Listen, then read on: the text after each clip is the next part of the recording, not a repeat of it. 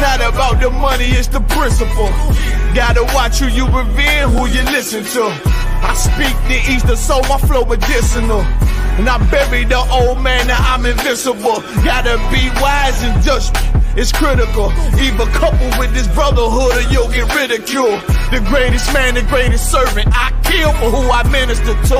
And I'm going war, nigga, win or lose. Hey, I was forged from the fire, torn from the liar. If hand join in hand, you'll get caught up in the crossfire. Become a casualty of chance. I'm in my stance, still in hand, ready to swing it like a lance.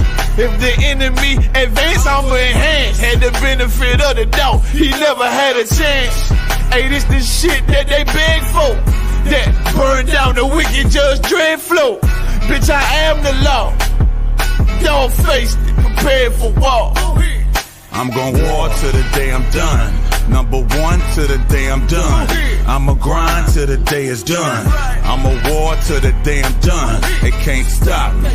Nothing new up under the sun. I'm gon' war till the day I'm done. Number one till the day I'm done. I'ma grind till the day is done. I'ma war till the day I'm done. It can't stop me. Nothing new up under the sun. I see what they say. Never envy a carnal man. Claim they real, they actions don't match what they saying. I got the upper hand, what you don't understand, youngin'. I'd rather bleed than concede, now they're saying something. These niggas cunning, they want my power, they never take it from me. Hey, for that money, I heard you insisting. They can't go out like that, they'll have to 86 me. All right, clap it up. Shalom, Yashali, how about Shem Yashai Barakatah? We are the I.S.U.P.K. It started out at 1 West 125th Street, Harlem, New York. Established in 1969, we are the Commanding General Yohana, here to teach the truth of the Bible for blacks, Hispanics, and Native American Indians, that the real Jews in the Bible is talking about you. You people of North, Central, and South Native descent, you know what I'm saying? The Native Americans, you know what I'm saying? The Mexicans, the Central Americans, the Haitians, Dominicans, the Negroes, the so-called Negroes, all right? The Panamanians, the Argentinians, those people of North, Central, and South American descent and of the Caribbean islands and those that was brought to America on slave ships. You are the lost 12 tribes of the nation of Israel. So shalom to you, all right? Now, I.S.U.P.K. has been around for a long time teaching this truth and talking about the prophecies in the Bible and everything that's coming to pass before your very eyes when you turn on your television or when you open your news streams on your phones or on your laptop computers. That's all biblical. Everything is you're seeing around you right now going on in the world, the turmoil, coronavirus, everything is biblical. All of these things are in the scriptures, and they're here in the scriptures so that we can have the surety that the words that were written in this book are real. Because in the world out there, there's a lot of fake knowledge that goes out there from the conscious community to other religions such as Christianity that even uses the very same book but does not know how to open up this book and decipher the words and the scriptures and the precepts in this book to get the truth out so that you understand completely where we are in this day and time. All right. So with that, we're going to go ahead and get into this. Make sure, of course, that you have your King James Bible at hand. All right. The Apocrypha included, because what we want to do is we want to go into this book and take notes, especially a class like today, because it's going right along with what you're seeing right now on the news. And you want to make sure to have all these scriptures written down for your disposal so you can always refer back to these things and to recall these things, to remind yourself and to comfort yourself that these prophecies, as things get crazier and crazier, it's supposed to be that way. All right. So we're going to begin in the scriptures, and we're going to go straight to the meat of the matter. We're going to get Isaiah chapter 2 and verse 12. All right. So let me go ahead and pull that up on the screen for y'all so y'all can get that along with us. All right. And those of you that don't have a King James Bible, lock in right here so we can get that, get these scriptures on the screen for you. 1 second here. Yeah, you can go ahead and do that right quick. I'll give y'all a second to get that ready. Again, that's Isaiah chapter 2 and verse 12.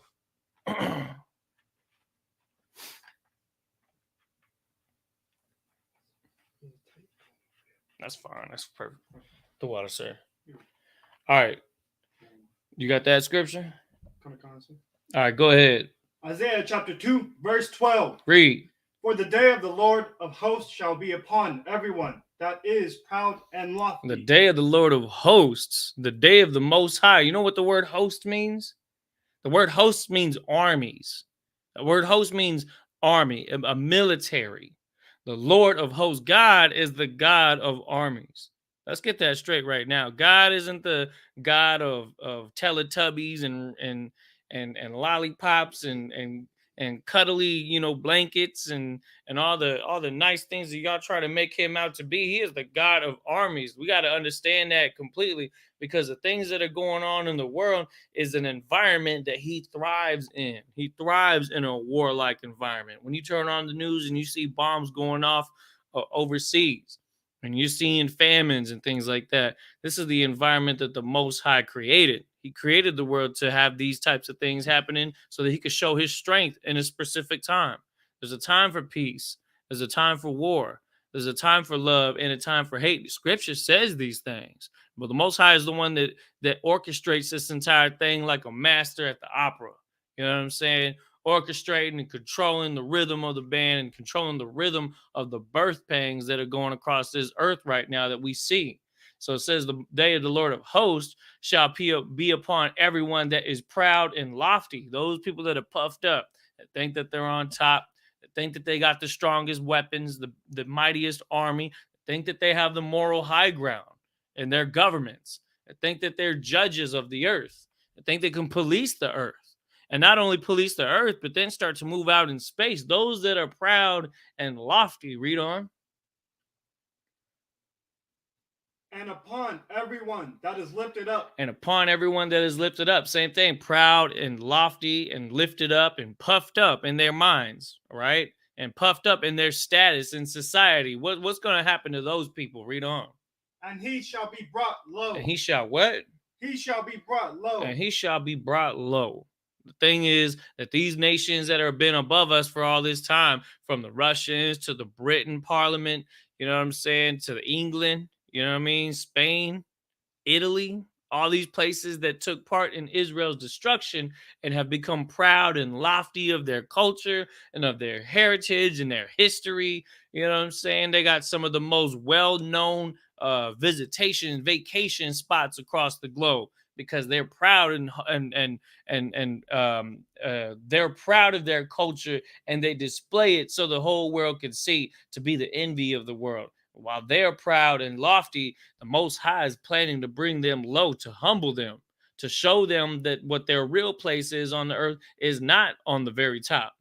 You got to understand that the things going on across the world right now are setting these things in motion, and have been in motion for quite some time. Long before many of us were even born, but even more so now with the events that are taking place across the world. You're seeing those birth pangs really start to pick up. You're starting to see bombs being dropped and cities being destroyed and people rising against other people and nation against nation. You understand? These are things that the scripture talks about to prepare our minds for when these times come, because in these times, while the rest of the world is going to be, in shambles and afraid, you're going to have an understanding brought to you by the scriptures. So extra, read all about it. The scriptures is the news, and the news is good news. It's good news for Blacks, Hispanics, and Native American Indians that are out here trying to better themselves, because the promise of the Lord is a promise that is going to be kept. And the Most High says that the day of the Lord of hosts is going to be where he's bringing down those nations that are lofty. Read on, verse 13. Verse 13. And upon all the cedars of Lebanon, right? Lebanon and the northern border of Israel in the Middle East, along the Mediterranean, all the cedars, meaning all the trees. And he'll be brought low. All the trees are going to be brought low. Read on. That are high and lifted up. And upon all the oaks of Bashan. And read on. Verse 14. And upon all the high mountains. All the high mountains. Read on. And upon all the hills that are lifted up. Right. All the governments, all the hills, all the establishments of these nations that are brought up and lifted up and perched up, they are all going to be brought low. The Most High is saying this. Keep reading. Verse 15. Verse 15. And upon every high tower, Mm-hmm. and upon every fenced wall, every skyscraper in Dubai, every skyscraper in New York, and upon every fenced wall. Doesn't matter if it's the wall of China, right? Doesn't matter if it's the Trump wall on the border of Mexico. Doesn't matter if it's a fenced wall to keep other people from joining their supposedly great, high and lofty nations where they're making all this money off of the backs and bruises of the Israelites. Or they've at one point taken advantage of the Israelites in their time frame on their ascension. And now the Most High is saying it's time for you to pay. It's time for you to be brought low. Read on. And upon verse 16, and upon all the ships of Tarshish. Right. Upon all the ships of Tarshish. Spain was very well known for these things of bringing shipments to and fro throughout the earth to build their kingdom up. In fact, it was so much so that they ended up moving and spreading their wickedness to this side of the globe. Right. In the 15, 16, 1700s, where the Spanish Inquisition took place. Well, guess what? They come from the Tarshish, the lands of Tarshish. And what? Read on. And upon all the pleasant pictures, all their pleasant pictures, all their whitewashed pictures of Caesar Borgia, their whitewashed pictures of the different people throughout the Bible and people throughout their culture that they hold high status for. Those pleasant pictures, those idols that they worship, those idols like the Mary Magdalene and the white mother, of Christ, all these different things that they, what's the other one? Saint Mary, and all the Catholicism, all their pictures that they've been putting up all these years, all the whitewashed pictures. Those are all things that are going to be brought low. You're going to look at these pictures someday and you'll be like, man, that was nothing. In fact, you go to camp, you go to any of our camps on Saturday and you're going to see us bringing those pleasant pictures down low by throwing those pictures on the ground. Disrespecting them because they, for the longest time, have been disrespecting the Most High by taking his culture and calling it their own, and taking the judges and washing the faces of them to put their image on top. And upon that, they built their kingdom and have built skyscrapers from the riches from them moving their ships around and collecting gold throughout the earth, spices throughout the earth. Reason why the Most High is saying this here, because what's he saying when he's saying every high tower, every fenced wall, and all the ships? He's going after their economies. He's going after their governments. He's going after their armies. Those are things that are to be brought low in these times. And in order for those things to happen, prophecies need to be fulfilled. And prophecies are being fulfilled before our very eyes to this day. Read on, verse 17. Verse 17. Go ahead. And the loftiness of man shall be bowed down. The loftiness, the proudness, the puffed upness of them walking with their chest up, thinking that they're all high and mighty because they don't have to work, because they have an everlasting currency. You know what I'm saying? Currency flow where they could just go on vacation all they want, to go to any restaurant that they want, to be able to enjoy the pleasures of their kingdom. Those are all things that make them lofty. And it says that they're going to be humble. They're going to be bowed down. Read on. And the heightness of men shall be made low. Read on. And the Lord alone shall be exalted in the day. And that thing you got to really understand. The Most High is bringing these people down because the Lord shall be exalted on the earth once again. And we're not trying to tell you these things to spook you out or make you think that we're on some crazy things.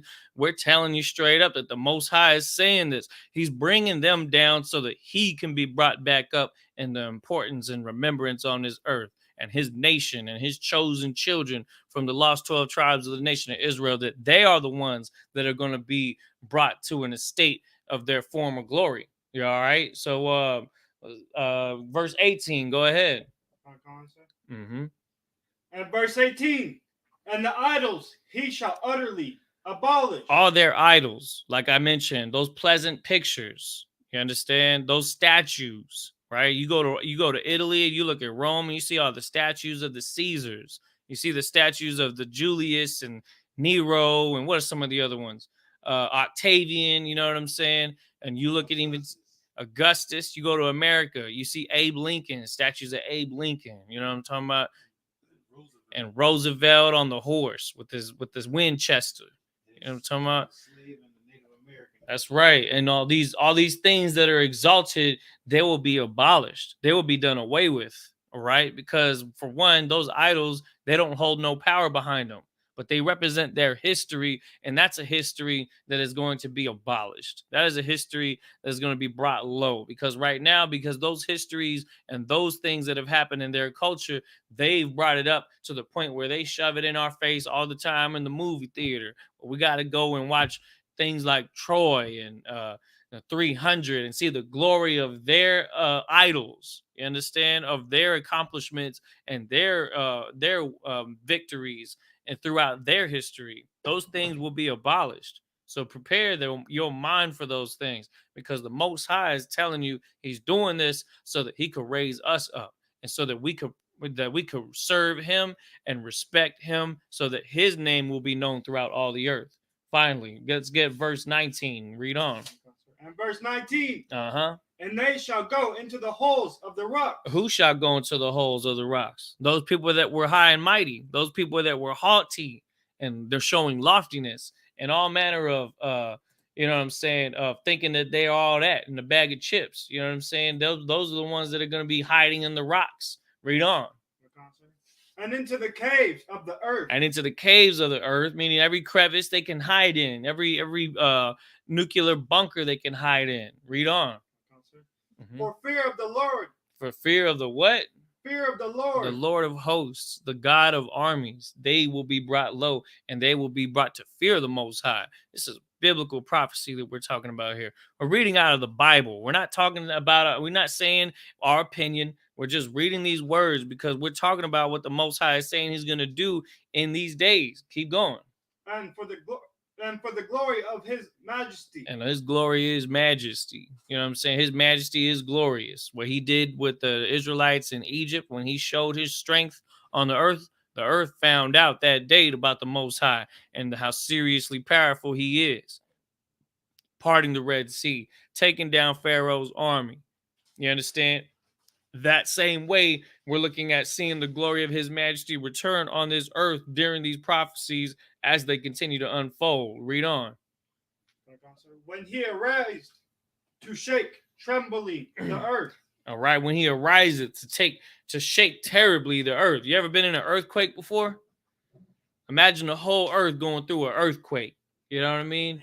Imagine the whole earth shaking at his presence. Right. You know what I'm saying? Shaking at the influence of his destruction, of his bringing low and abolishment of all the wickedness on this earth. It is going to shake the entire earth. Drop that. Let's get 2nd Esdras chapter 15 and verse 14. Do you have an apocrypha? I got you.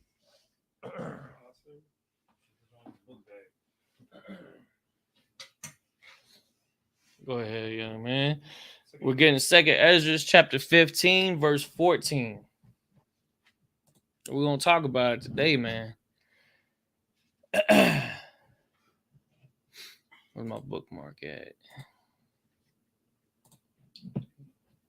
There we go. 2nd Esdras in the Apocrypha, chapter 15. Verse 14. Let me see if I can catch up with you. Is it verse 14? Yeah, go ahead and start at verse 14. Mm-hmm. 2nd Esdras, chapter 15, verse 14. Go ahead. Woe to the world and them that dwell therein. Whoa, say that again. Woe to the world and them that dwell therein. Revelation said that there's one woe is past, and behold, 2 woes cometh quickly. Woes is talking about destruction. World woes are talking about mass scale destruction. And the scriptures is bringing out the war to come. In fact, the war that's already here. It's at our doorstep. Commanding General Yohana had been talking about this since the 80s. The priests and prophets of the I.S.U.P.K have been bringing out this woe since 1969 in the midst of the Cold War. And then when the Cold War ended, and they prophesied that Russia was going to come back to their former strength, and the hooks they were putting in their jaws are going to bring them back into the action. And we're talking about here in 2022, the invasion of the Ukraine by the Russian Federation. And guess what's going on in the world right now? Woe is happening. And it says, woe unto the world and them that dwell therein. Read on. Verse 15. Mm-hmm. For the sword and their destruction draweth night. For what? For the sword and their destruction draweth night. Okay, read on. Night. Draweth nigh, meaning draweth near. Go ahead. And one people shall stand up to fight against another, Mm-hmm. and swords in their hands. And what? Swords in their hands. What's a modern day sword? Go ahead. A gun. A gun. What kind of guns do they have over there in today's times in the Ukraine? What you got for me, sir? They got choppers out there. They got their Russian. You know what's funny? The Ukrainians use all Russian weapons. Why? Because they're very akin to one another. They live in the same area in the globe, and a lot of those weapons are Russian weapons that they're using to fight the Russians. Not only that, but also America sending backup weaponry like javelins and M4s and things that they can use, because their warfare is used with swords in their hands and destruction to draw nigh. Go ahead, sir. That's because they are Russian. That's absolute. The Ukrainians are Russian. Mm-hmm. They just moved to a different piece of where Russia is, and they set out borders and call themselves Ukrainians, but they speak Russian. No, you're absolutely right. That's no different than if a big brother is getting after little brother because little brother done ran off and ain't trying to mess with the family no more. Right. And the big brother comes and gets him and says, I'm going to beat you up if you don't come back home because mom worried about you. You know what I mean? And so what's going on right now in the Russia and the Ukraine is very much so that, because the big brother is seeing the little brother being influenced by the people down the street, by the people in the UK, by the Western civilization, to where those people in the Ukraine don't even want to speak Russian no more. They want to accept a different form of religion. They want to abolish Russia and Russia's way of life out of their country. And this is the land that Russia is very well derived from. You know what I'm saying? And they had lost that land during the ending of the Cold War, and they want that land back. And so they're already looking to annex the eastern side of what's called Donbass. The eastern side of Ukraine is what they're looking to annex. And guess what's going on right now because of all that? Woe unto the world and them that dwell therein. Let's get 2nd Ezra chapter 15. Jump down to verse 41 and 42. Let me see here. Before we do that, let's go ahead and get... Go ahead and jump down to verse 34. Mm-hmm.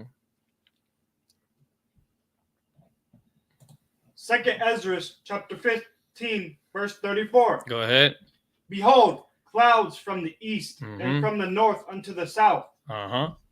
And they are very horrible to look upon. And they're very horrible to look upon. We spoke of the perils of the fighter jets that have been taking over the land and dropping bombs on the land, the loudness of the jets. There was an air show right down the road from here last week, and the entire city got to hear that very horrible sound of those jets flying. Of course, it's a different feeling when they're on your team, but imagine if they're not on your side. They're full of wrath and storm. Very horrible to look upon. Why? Because when it's firing a missile at you or firing rounds of ammo at you, you're going to feel it. It almost shakes the earth just from one jet. And the way that they sound, the sound of many horses going into battle. We talked about those things. We talked about how they're full of wrath and storm. Read the next verse, verse 35. Verse 35. They shall smite one upon another. They shall what? They shall smite one upon another. These clouds in the air that are full of wrath and storm, they shall what? Smite one upon another. Now, what's that called in modern day terms? There's a term for it. What is it called? They shall destroy one another. Right. Now it's called I'll help you out with that. It's called dogfighting. You ever heard dogfighting, right? That's the fighter jet term. These clouds are fighting each other in the air. They're smiting one another. And read on. What else is going on? And they shall smite down a great multitude of stars upon the earth. A great multitude of stars, meaning they're targeting important people, people that are in the governments and the mountains of these other nations. You know what I'm saying? Causing woe and destruction, causing fear and destruction. These are the things that the Most High is telling us about in the scriptures here. And this is how you know it's talking about it, because clouds wasn't something that was a weapon in the ancient days. You know what I'm saying? Other than, I'm talking about what the nations had access to. The Most High's army has always had chariots. We know about that in the scriptures. We read about that in Zephaniah. We read about that in Ezekiel, right?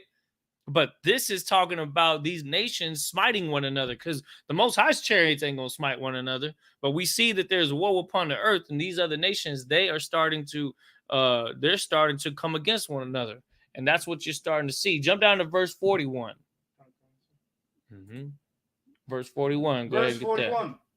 Fire and hell and flying swords. What? Say that again. Fire and hell and flying swords. Remember we talked about swords, right? Everybody having a sword in their hand. The modern day sword is a gun. Well, guess what? This is giving you even more info on that, because it very well could have said bows and arrows, but it's specifically saying flying swords. Why is it saying that? Because, go ahead. Because it's a gun. Because it is talking about guns. We're talking about fire and hail and flying swords. A gun can do that. A gun can use a grenade launcher and send fire and knock down the side of a building and make a building crumble down. The flying swords is those tracers you see them flying across the battlefield at each other from 100, 200, even sometimes up to 600 yards. You know what I'm saying? And so the weaponry that they use in this time is much more higher advanced than what was going on back then, because, of course, warfare back then was very close quarters with swords and things like that. And while that does even happen in today's time, more likely than not, you're going to be running into a combat situation in these woes, or what you're going to see on your news and on your radio streams and on your TikTok videos and leaked videos from the war. You're going to see people using flying swords. That's what a gun is. That's what that bullet is. That bullet is a flying sword, because it flies and it cuts, and it flies very fast. So we'll talk about that a little. I want to get into that a little bit, actually, because I want people to understand what these flying swords is talking about. Check this out. All right. 1 sec. We'll go ahead and put that on the screen here so I can catch up with y'all on that. I have an article here from Wikipedia. It's titled Weapons of the Russo-Ukrainian War. We're going to talk about some of these flying swords, right? What are some of the flying swords that we see? We heard the word chopper mentioned earlier, right, by Officer Kabar. What's the modern day chopper? Started off as an AK-47. That's old news from the year 1947 when Kalashnikov made that rifle. They used a 7.62 round, a very big, heavy round. But guess what was wrong with that gun? It wasn't very accurate. If you look at the battlegrounds in Ukraine right now, their warfare requires more accurate ammunition, because you see the firefights that are breaking out, they're hundreds of yards away from each other. They're shooting at each other from far away. So they're using sniper rifles and assault rifles with the with the more accurate round. You know what I'm saying? With the sights. You didn't have that back then. Your flying sword back then might have been back in World War I might have been something completely different, bolt action. But now you got automatic weapons that are firing rounds like this one here. This is an AK-74 I have on the screen right now. This is an assault rifle designed by the Soviet small arms designer Kalashnikov in 1974. He uses a 5.45 by 39 millimeter cartridge, which replaced the 7.62 cartridge of the Kalashnikov. Now, why did they do that? They did that because they needed a more accurate round. All right, because the recoil of the AK-47 was so great and the barrel wasn't real tight. And so while it was a great gun as far as reliability, not the most accurate one. So over time, they've looked to update these weapons. And this is what you're seeing. The AK-47, flying sword. You're seeing that in the Russian-Ukraine war. Of course, there's swords that the American army has. But right now, we're focusing more so on the ones that you see on that front line. What's another one? A little bit more of an updated example is the AN-94, right? The AN-94 is another weapon that uses that intermediate round that's used for accuracy, right? The AN-94 was created in 2012. It's like in 1 second. Just a couple more, just to kind of get you to understand. And when you look at the design of these weapons, they all look very similar. Why? Because they're Russian, and Ukrainians are Russian. So he used a very similar thing. This is the AK-12. The AK-12 has two different variants, one in the 7.62, the other in the 5.56 NATO round. Now, why would they do that? Ask yourself that question. Why does that gun exist? Why would a gun that uses the exact same ammo as NATO exist? Russia's not a part of NATO. Neither is the Ukraine. Why would they do that? Go ahead. So they can arm all of everybody that's in NATO and not everybody that's not in NATO. Right, but this is a Russian assault rifle. And it uses NATO weapons. I mean NATO's ammo. They trying to turn everybody that's around Russia that uses Russian weapons against Russia. The reason why they have it is yeah, I'm 12. Some water? No, I'm good. I'm good. If they ever had to invade NATO, they'd be able to use the ammo.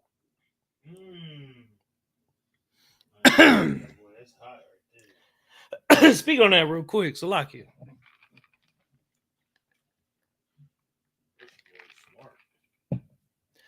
That's exactly why they do it. Same thing with the U.S. If they have a weapon that does 7.62, it's because sometimes they want to use the same ammunition that the Salakia, sir. Let me go ahead and back up out of that real quick. Like you too long, bro. Something in your throat. Ain't no telling.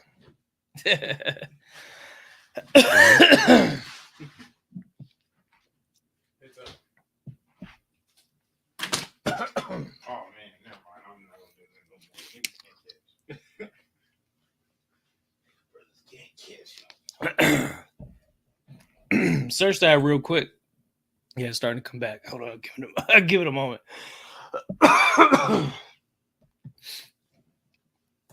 So that's the AK-12. What's another one? What's another example? Of weapons? Khan. No, they got AK, not AK-47, but the AR-15s over there.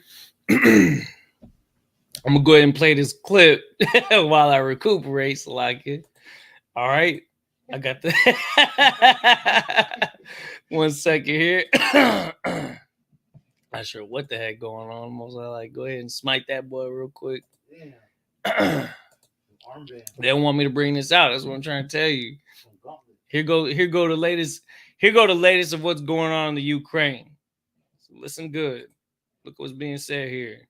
Нанесения ударов украинскими войсками по объектам на территории Российской Федерации. Если такие случаи продолжатся, то вооруженными силами Российской Федерации будут нанесены удары по центрам принятия решений, в том числе в Киеве, от чего российская армия до сих пор воздерживалась.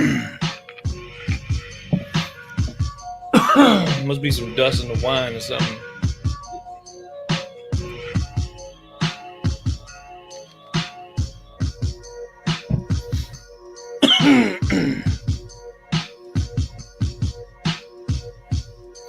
I'm gonna have an intermission real quick.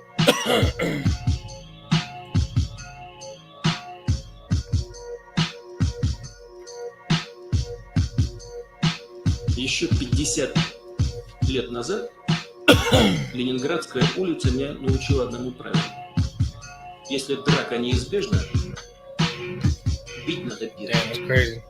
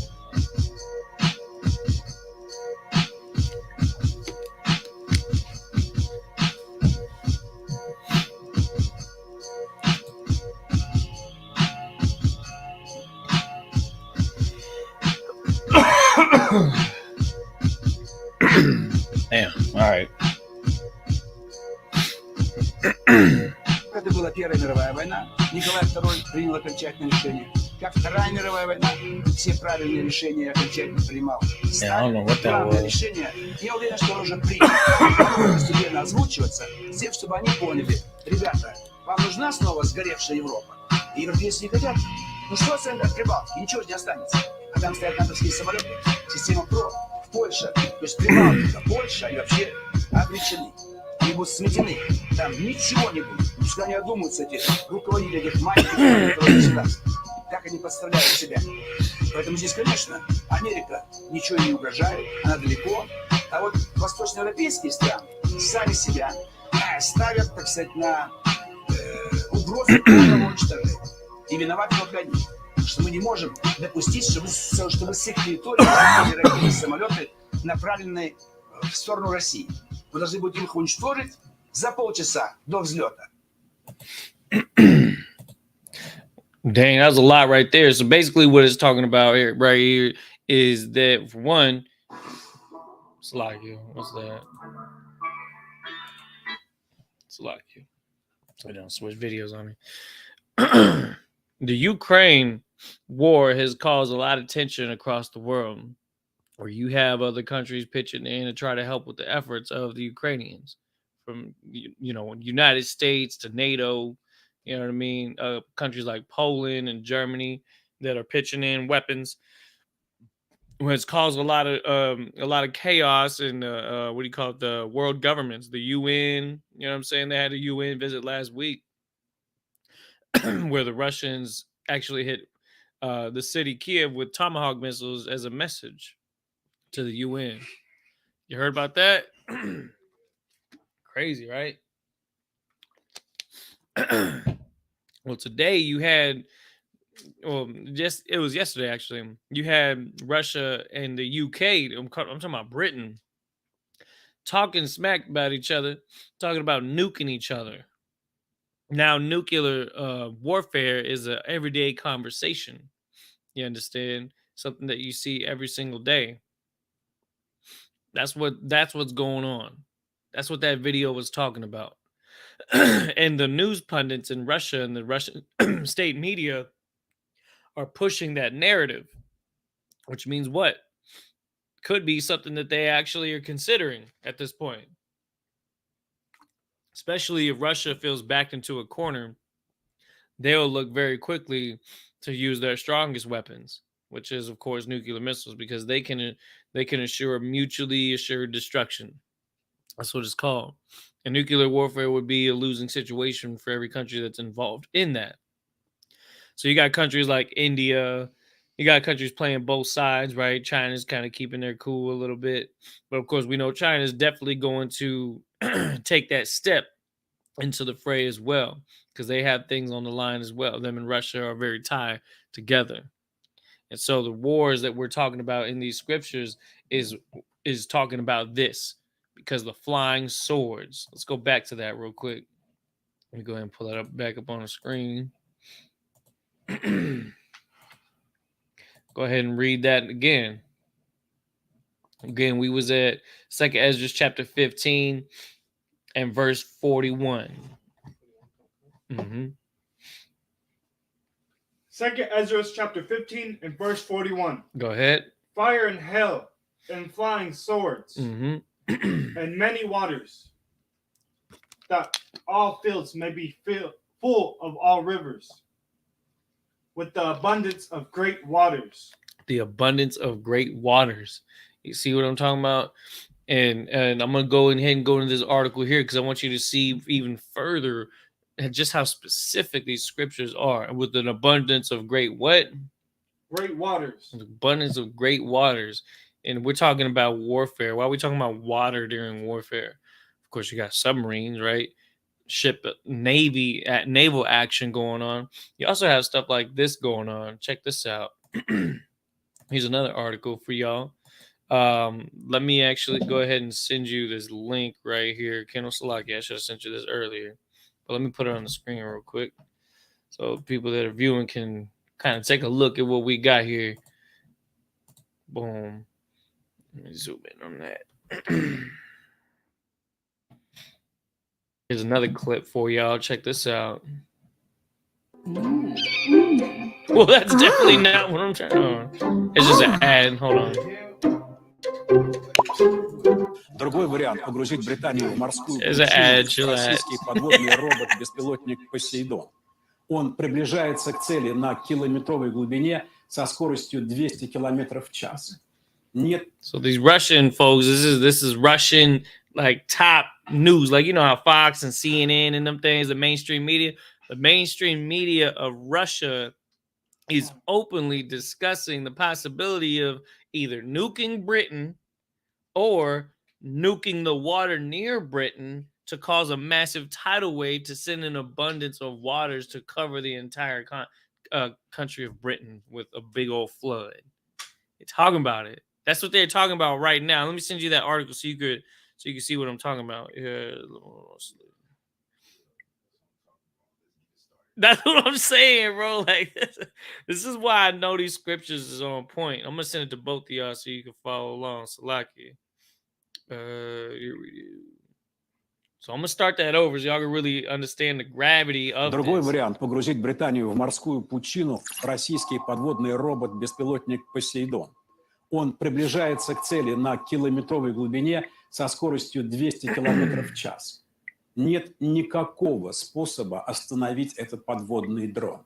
Боеголовка на нем мощностью до 100 мегатонн. Взрыв этой термоядерной торпеды у берегов Британии поднимет гигантскую волну, цунами высотой до 500 метров. Такой водяной шквал является еще и носителем экстремальных доз радиации.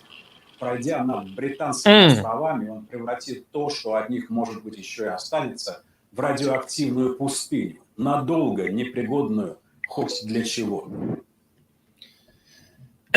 So not only did they talk about this, they went through the trouble of creating a CGI movie simulating what would happen from the submarine launching this torpedo out at 200 kilometers an hour, talking about how there's no way for this drone to be stopped.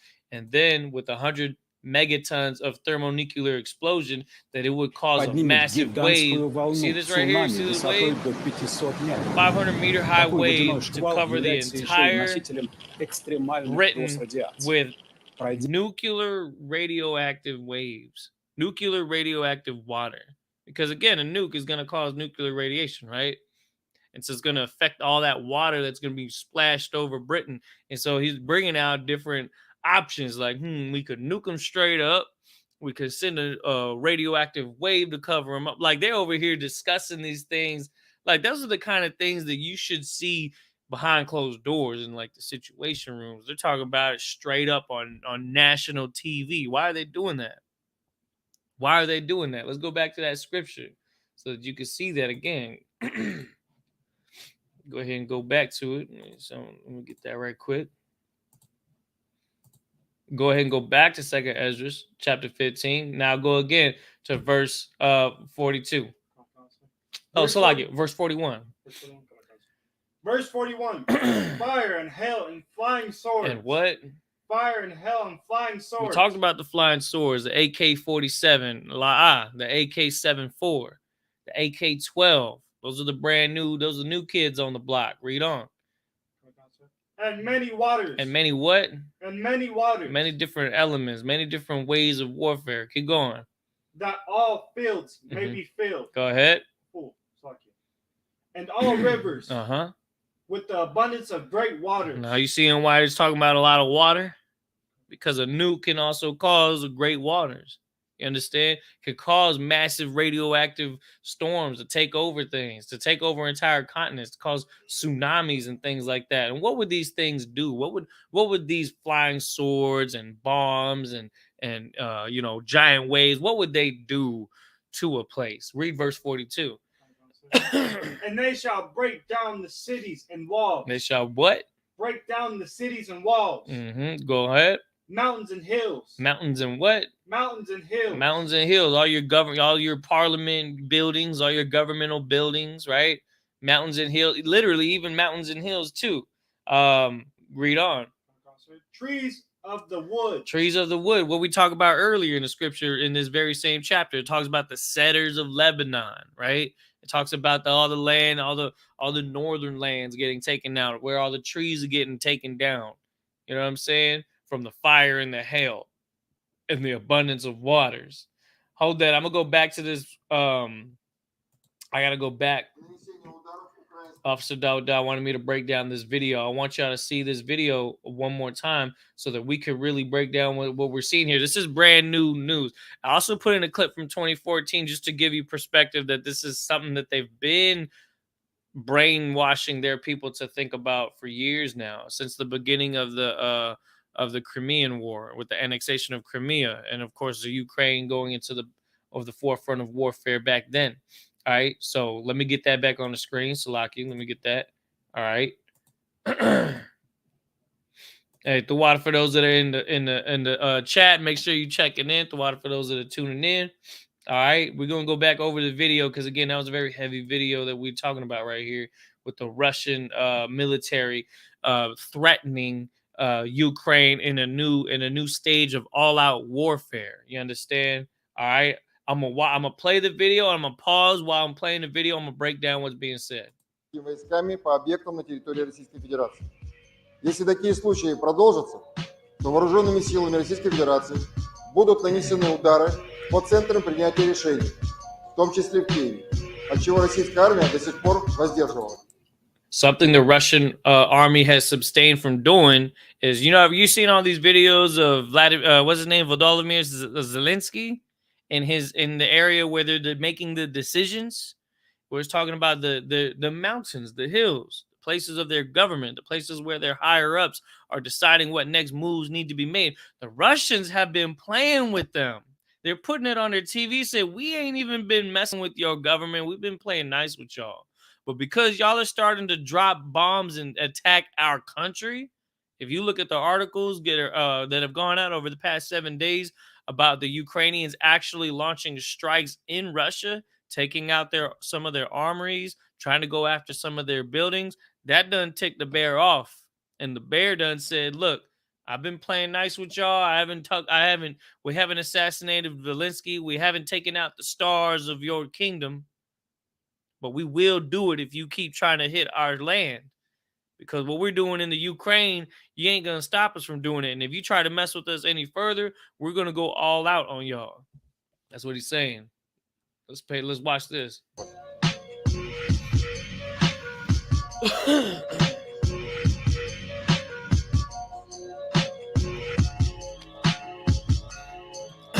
So what we seeing right here, we're seeing exactly what we just watched in that article, where it's talking about nuclear attacks on literally the UK, England, Britain, right? These are parts of Esau's government. Very, very important parts of that dragon in Revelation, which we get a breakdown from our camp leader or any of these brothers in the I.S.U.P.K, because them things is serious business. You talking about Britain? Yep. That's one of the 7 heads right there. You messing with one of the 7 heads. Ukraine is like small business. Now Russia is going straight after like one of the main ones. That's exactly what that is. Yeah, that eagle is dealing with itself right now. You know what I'm saying? And so now that this is what their media is talking about, and it's all biblical. Understand that. Putin's chief propagandist says wipe UK off the map.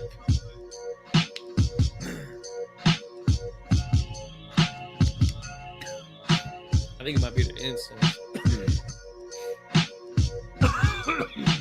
You just got 50 лет назад. Hold up. Putin's making a real heavy statement right here.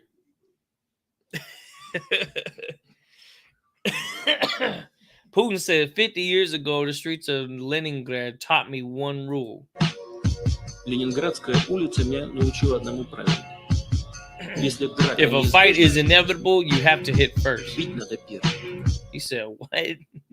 Back that up again. Oh, I thought Russia said they would never strike first. Бить надо первым. He said, beat not the... Yeah, I don't know how he said, but he said, if a fight is inevitable, you have to hit first. What do you think is going to happen when all of NATO is aiming their weapons at Russia? They're going to hit first. What's going on when Britain is making threats to nuke Russia? Russia's taking that very seriously. That's why they putting it in their media, so that those millions of people living in Russia are already thinking in their heads, you know what? Yeah, we have to hit them first before they hit us. You know what I mean? This is what's going on right now. But our people are asleep because we want to... I don't know. What's the next holiday? Mother's Day? You trying to celebrate Mother's Day next? Our people are trying to celebrate their birthdays. Here's a quote from their media pundits. He said, now he's talking mad smack. Look, he says, what will happen after Boris Johnson's words about a retaliatory strike on Russia? Why did they threaten vast Russia with nuclear weapons while they're only a small island? The island is so small that one missile is enough to drown it once and for all.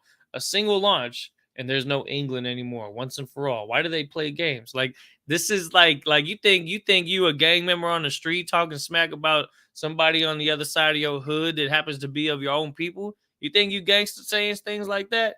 Nah, these nations just saying, nah, man, we got the nukes. We got bazookas. We got, what do you say? The Sarmat missile. That we could drown your whole island with one missile. And you want to talk there like they talking real smack right now. This is serious, yo.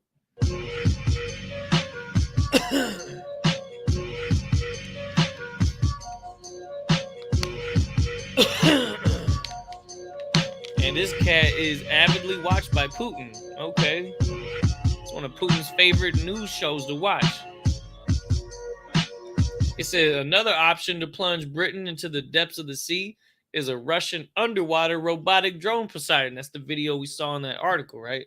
It says the explosion of this will cause a 500-meter high tsunami. And that's that simulation that we saw in that video that they made with that CGI. All right. I'm just taking a roll real quick.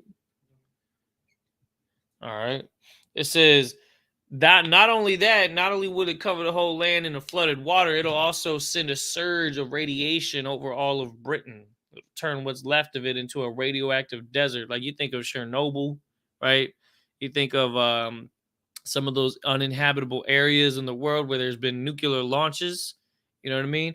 Imagine Britain being that. Imagine Europe and the entire UK looking like that.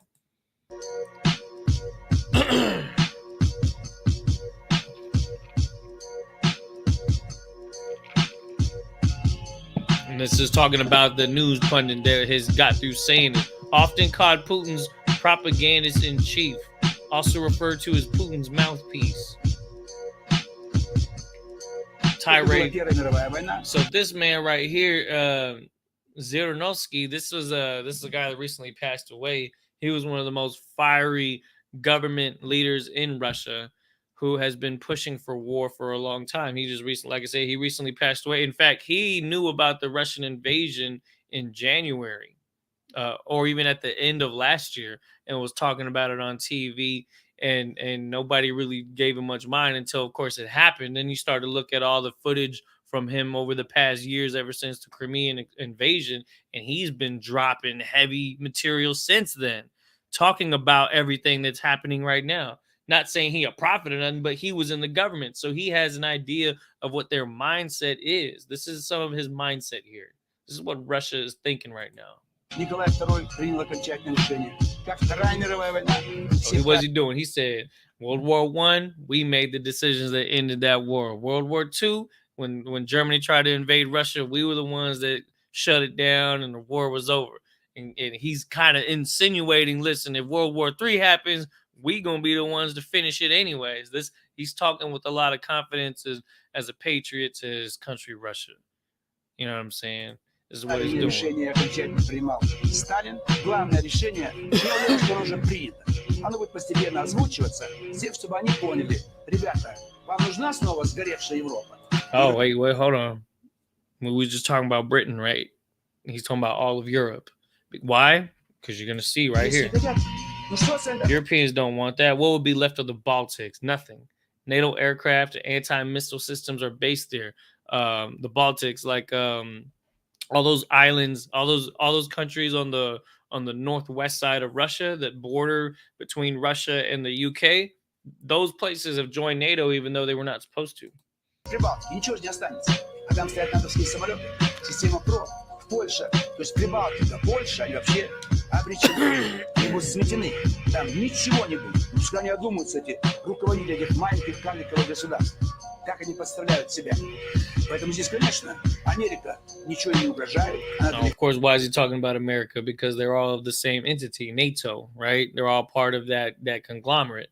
And America, he already knows that America uses those countries as a cushion between Russia and America, because he knows that they'd be the first ones to get taken out if a major war were to break out. So he already sees America for what they are.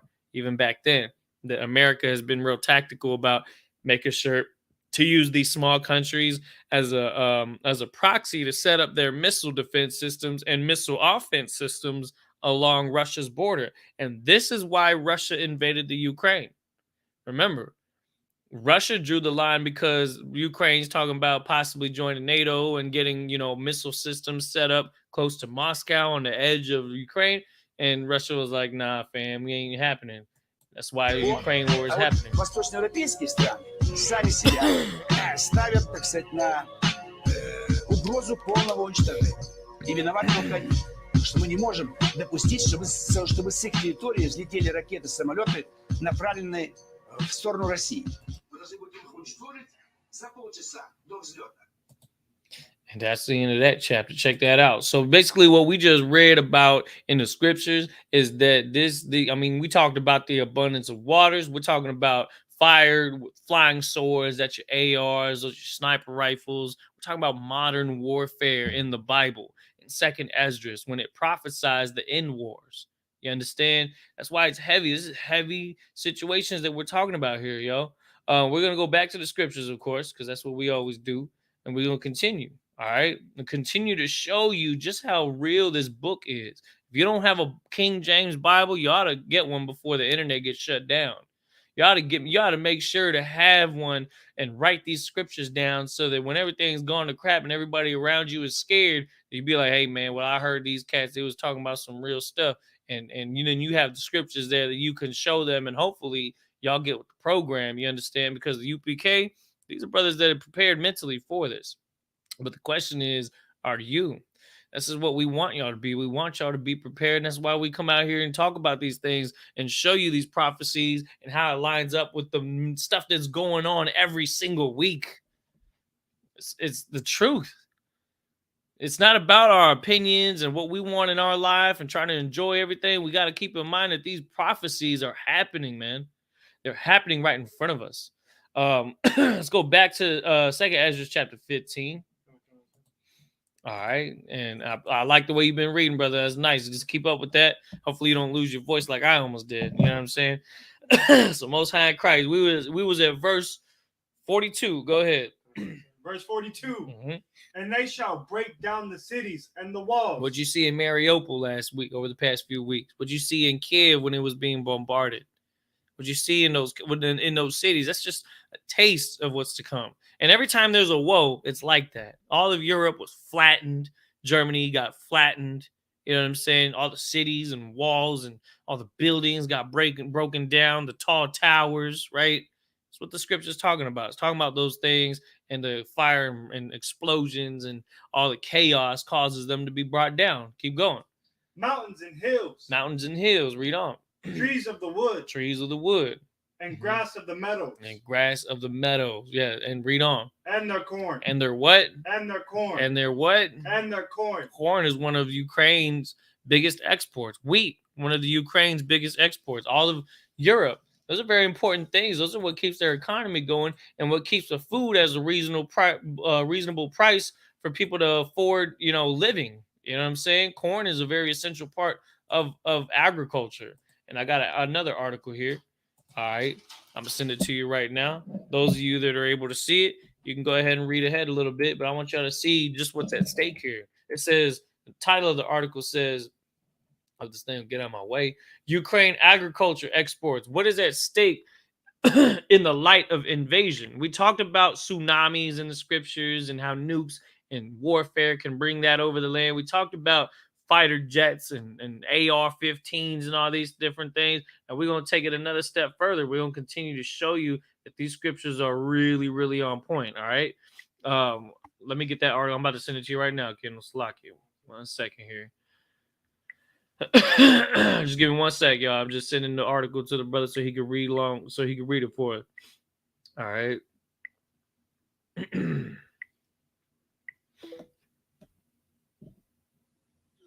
All right, I'm sending it right now.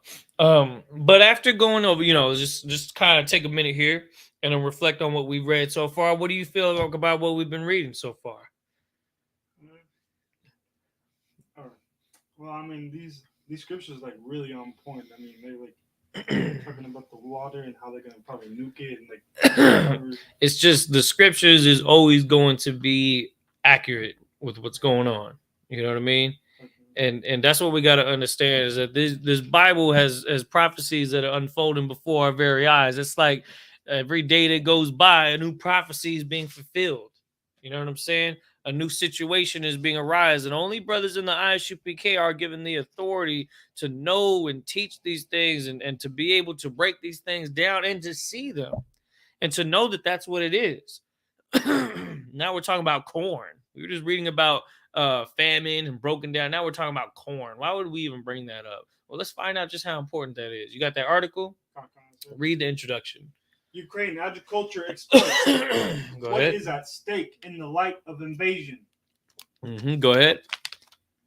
Ukraine is one of the main world exports of grains as well as vegetable oils. Okay. The main agriculture export products are corn and wheat. In 2021, Ukraine was the second largest supplier of grains for the European Union and a large food supplier for low and middle income countries in Asia and Africa. And what? Read that again.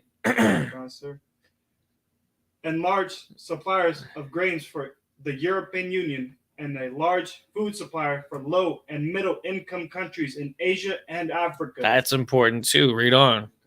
The longer the Russian-Ukraine conflicts last, the more insecurity about food supplies it may bring not only to Ukraine and the region, but also to the whole world. Now you see why that's important, why the scriptures is so important to even mention something as simple as corn and crops and wheat, because it affects the economy of the world. Imagine your food prices doubling. Matter of fact, you're already seeing that. Imagine it tripling, quadrupling. Imagine you go, $50 back in the day in the 90s, get you a basket of food. Nowadays, that only gets you like a tenth of a basket of food. You know what I mean? Crazy. I mean, the inflation rate has been so crazy that, and then of course you have these situations on top of it that are causing these things to get worse. Read on. I guess if anything, let's look at this right here. This little chart right here.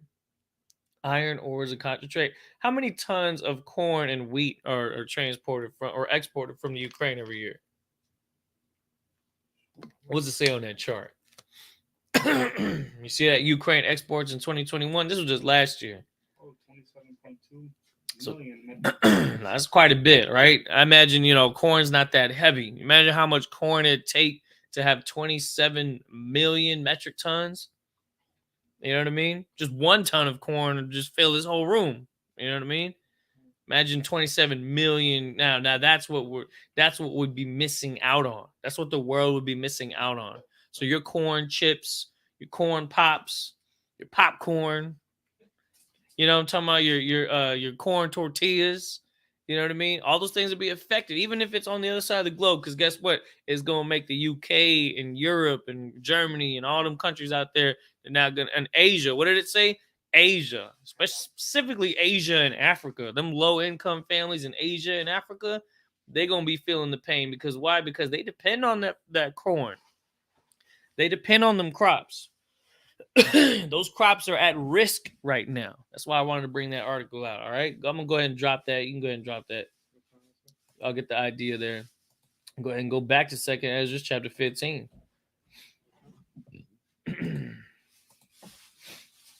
All right, let's see.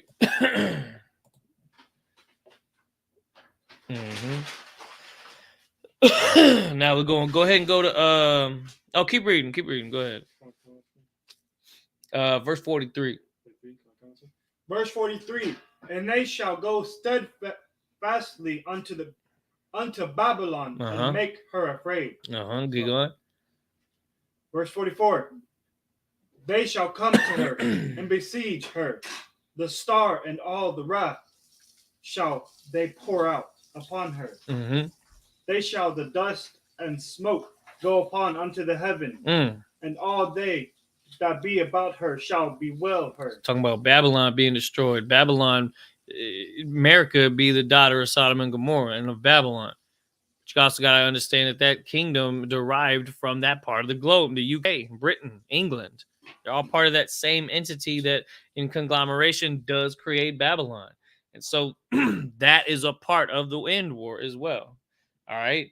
That's why it's talking about dust and smoke going up. Why? Because every time a world woe happens, that bottomless pit opens up and smoke comes out of the pit, and war and famine and destruction breaks out at a scale that each time it happens, it happens even more dangerously at a scale higher than the world has ever seen. So those are things to keep in mind, that these scriptures are so on point in talking about them things. All right, verse 45, go ahead. Verse 45, they shall remain under her, shall do service unto them that have put her in fear. Okay, read on. So verse 46, and thou, Asia, thou art partakers of the hope of Babylon, and art the glory of her person. And what? And thou, Asia, didn't we just read about the corn affecting Asia and the poor people in Asia? Right? Asia Minor. And of course, Asia, I'm talking about like even in the Asiatics, everybody out there. They are partakers in the hope of Babylon. They are partakers of it. That's why even after being nuked in World War II, Japan is allies with America in 2022. Does that make any sense? Did you ever become an ally with a country that nuked your people? Nah. But your PlayStation and your Nissan and your Toyota comes from Japan. So they partaking in the hope of Babylon because they deal with them economically. They deal with them militarily. You know what I mean? Asia, Taiwan, economic partners. And in doing so, America, the big brother on the block, wants to give you weapons and F-35s and stuff. But not only do they take part in that hope, they take part in the culture of it as well. Read on. Go ahead. Verse 47. Woe be unto thee, thou wretch, because thou hast made thyself like unto her. Asia did what? Thou hast made thyself like unto her. No, they had. How'd they do that? Read on. Let's find out. And has decked thy daughters in whoredom. And has what? And has decked thy daughters in whoredom. Oh no, read on. That they might please and glory in thy lovers, which have always desired to commit whoredom with thee. That's the thing that's going on right now, is that it says, woe be unto thee. And the scripture even says, woe be unto thee, Babylon and Asia, woe be unto thee, Egypt and Syria. It's talking about that because they follow the culture of the Babylonians, they will also take part in the destruction that the Most High has in store for them. It says, because thou hast decked thy daughters in whoredom. What's an example of that? When we think of Asians, like, how is that taking place? Think about it. It's very obvious. What's the most common form of entertainment from the Japanese culture? Go ahead. Movies, okay. And more specifically, what kind? What kind of movies? Anime movies, right? And what is it about anime that makes the daughters look like they're dressed like whores?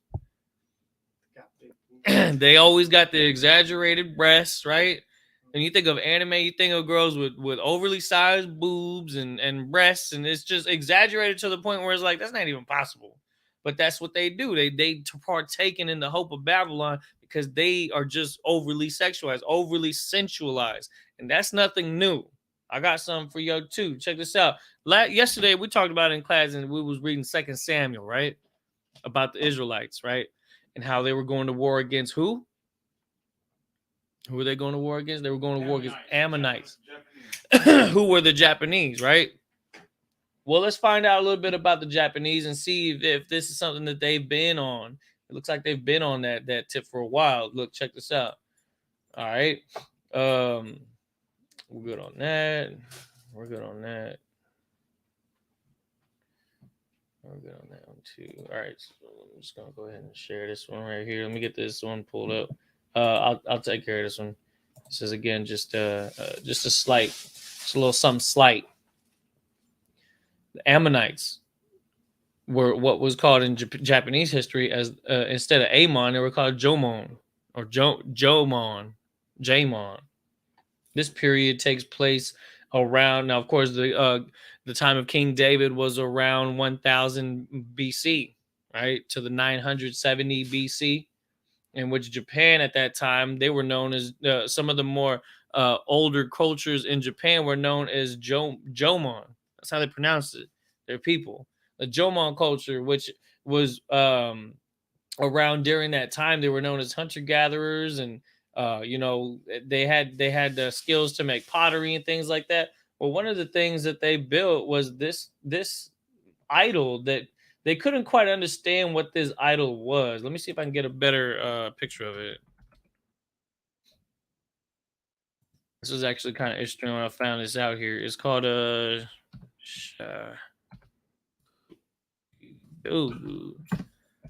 is who our brothers and sisters out there. This is what Uriah was fighting these little samurais that were worshiping this little creature right here. This is called a dogu, or earthling figure. And the Japanese culture, this is a figure that they would make, and a lot of them had these because supposedly this little creature manifested some kind of magic, and it was something that they used. Is they believed that it transferred illnesses from one person into the little dogu. But this little thing right here, let me see if I can get the picture of it. This one right here. Go ahead. It's like their version of a leprechaun. Not even so much that. Check this out. Look at the picture. This is the Shikoki Dogu, which when you look at the description of it, they say that it's a goddess. It's a goddess, and even back then, it was all about them having the big breasts and the big thick thighs and the big butt. That's not new. That was anime for them in the 1000 BC. And you look at the image, you even see the slanted eyes, where the eyes is pretty much all the way closed. Like that's an image of a goddess, and it's no different than what they worship nowadays, because in the anime culture, they put women on such this high pedestal that even in the anime, what's the main character always doing whenever a cute girl tries to holler at him? Oh, like he overreacting. He don't know how to act. You know what I mean?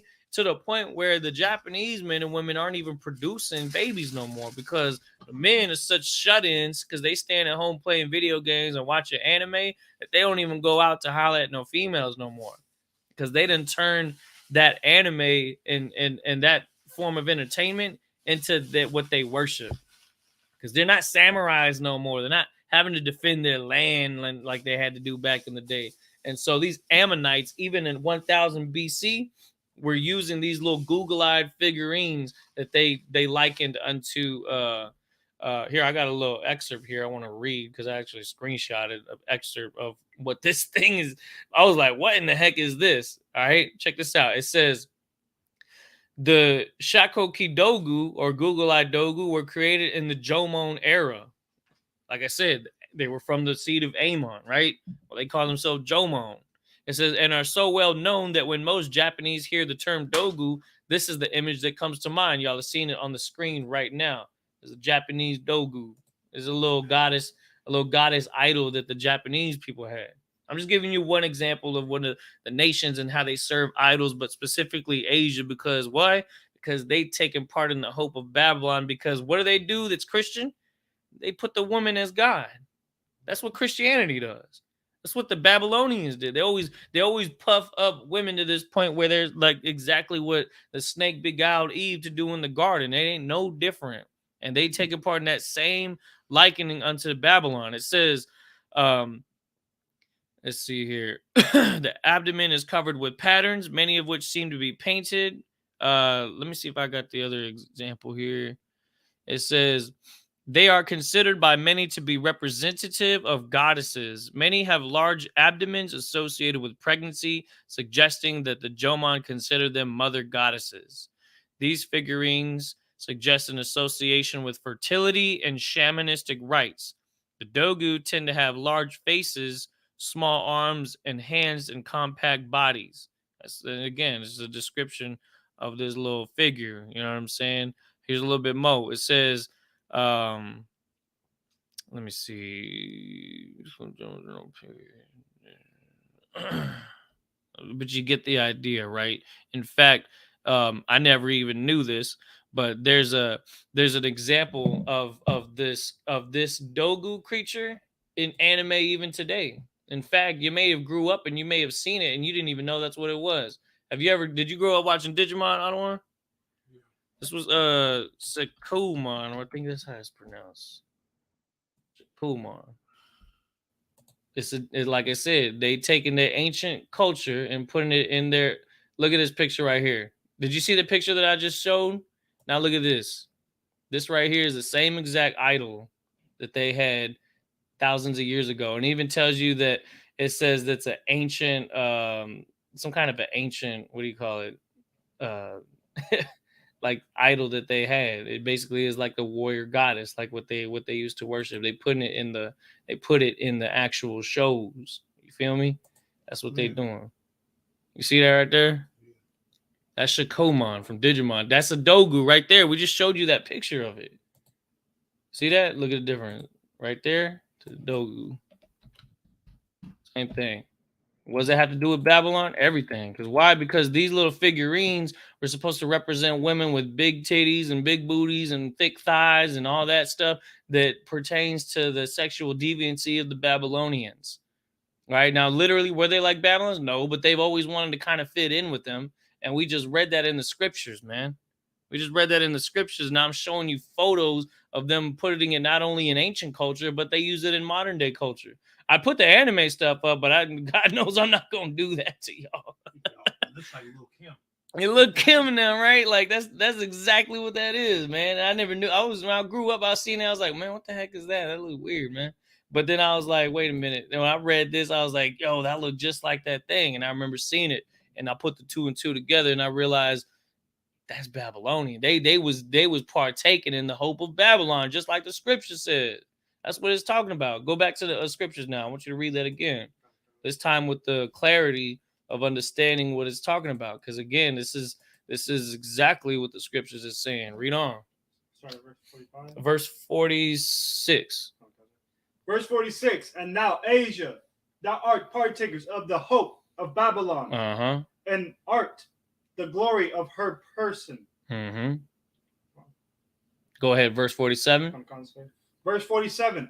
Woe be unto thee, thou wert wretched, because thou hast made thyself like unto her, and hast decked thy daughters into whoredom, that they might please and glory in thy lover, which has always desired to commit whoredom with thee. So stay where you at. I'm gonna show you the scripture we started off with. Remember, because we was talking about this. I don't know if y'all caught on with this in Isaiah chapter 2. It was talking about this very same thing. When the Most High says the day of the Lord, he was going to destroy all their idols, right? Verse 12. Let me see where it's at.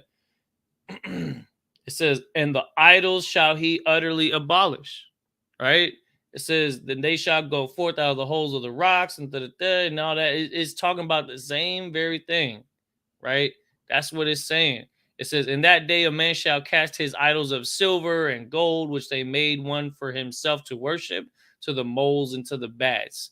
And it's talking about all these nations. The day of the Lord is going to be a devastating day for these heathens that don't know better, because they keep those things. But guess what? We don't fall into those lusts. You understand? We're not gonna give into those things. Go to verse. Go back to you're still in Second Ezra, right? Read on. Tell them what verse you had too. Verse 48. Thou hast followed her that is hated in all her works and inventions. Therefore saith God, I will send plagues upon thee, widowhood, poverty, famine, sword, and pestilence to waste thy houses with destruction and death. Yeah, so that's not only going to be hitting the Ukraine, that's going to be hitting all these other nations, from the Asiatics to the, you know what I'm saying, the British, you feel me? Like they all do the same exact thing as far as having that lustful spirit behind themselves and everything that comes with it. What was the verse I needed right there? You said pestilence to waste thy houses with destruction and death, right? Mm-hmm. Let me see.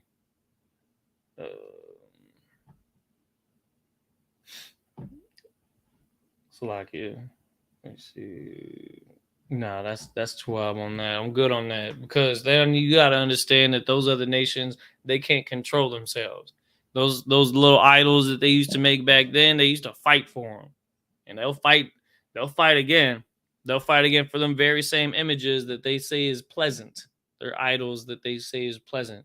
The Most High is gonna put away with all those things.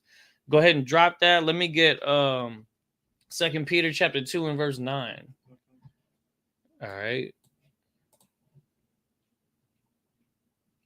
2 Peter chapter 2 and verse 9. I got it on the screen here too.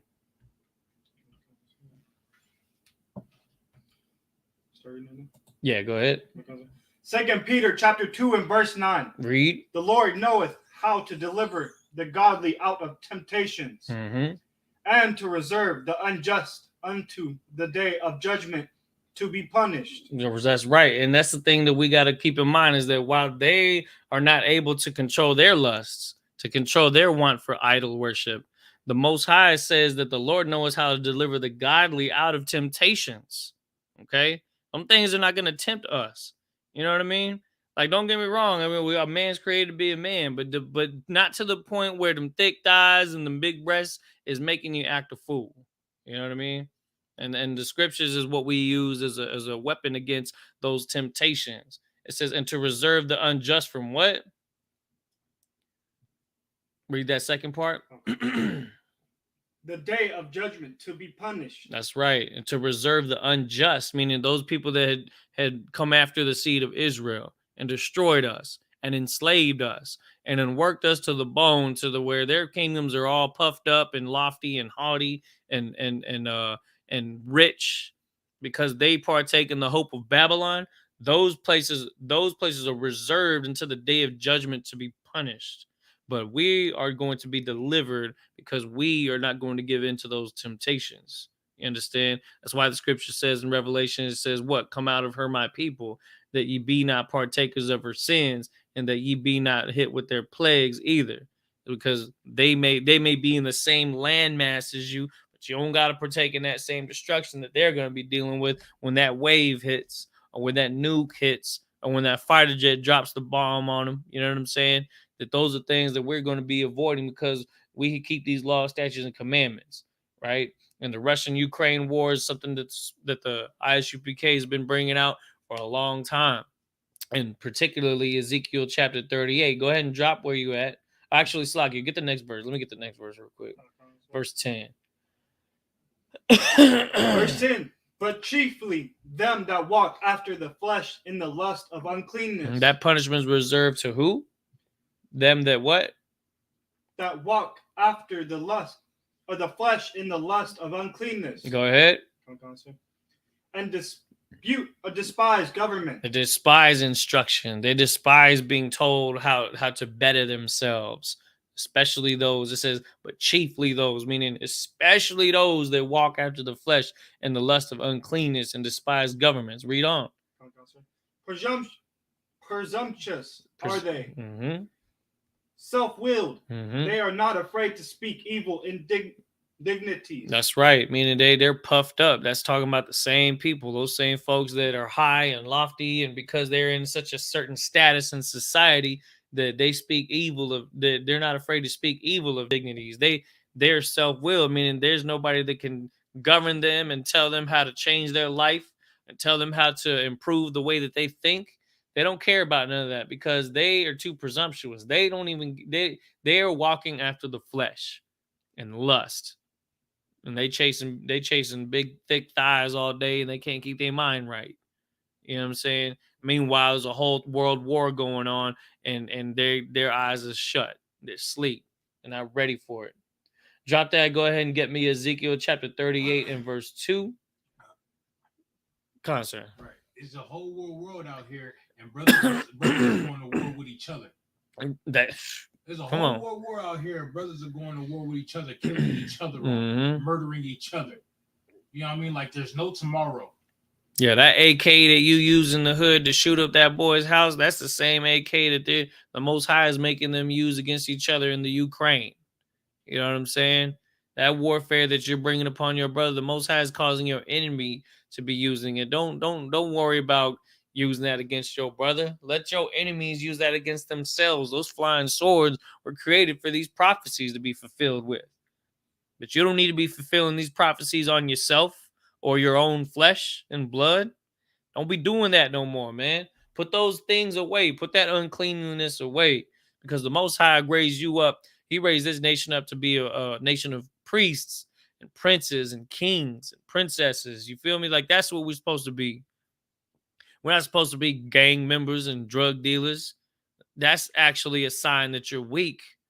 That's a sign if you're weak, because you don't have the spirit to fight your flesh. Those people that are always drunk all the time and can't stop drinking.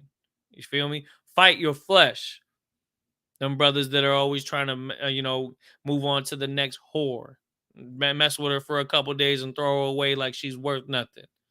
Fight your flesh, man. Don't be giving into it like these other nations, because guess what? The Most High has got something for you if you don't win that battle. And I need y'all brothers out there in the world to get that battle under control and come into this truth and learn these scriptures, so that you can be a man that stands up righteous in these days, so that you could be somebody that practices the truth and practices these laws, statutes, and commandments to show the Most High that you are real, that you have a spirit of somebody that deserves the kingdom, that deserves salvation. A lot of people out here, especially those amongst us that are too lazy to study, that are too selfish and too self-willed to get their minds right, they're going to be the same ones partaking in the hope of Babylon. They're going to be the same ones wondering why America's falling. They'll be the same ones wondering why the food is doubling in price, and why the rent is going up, and why the gas is tripled, why the corn is all gone, right? You know what I'm saying? Why their idols are being abolished. You feel me? Like, all that stuff that you consume as somebody that's fleshly, when it starts to fail you, you won't have no hope. You won't have no direction. And we're not to be partakers in those things, because we're the nation of Israel. Those blacks, Hispanics, and Native American Indians, those of Native American and Native Indian descent of North, Central, and South America, the Caribbean islands, and those that are brought over here on slave ships, those are the lost 12 tribes of the nation of Israel. That we got to put away those things, because that time has passed, and the time for the diplomacy has passed, and our enemies are getting ready to fight each other, and you seeing them talking about launching nukes on each other, and you still want to hit the club up. Okay.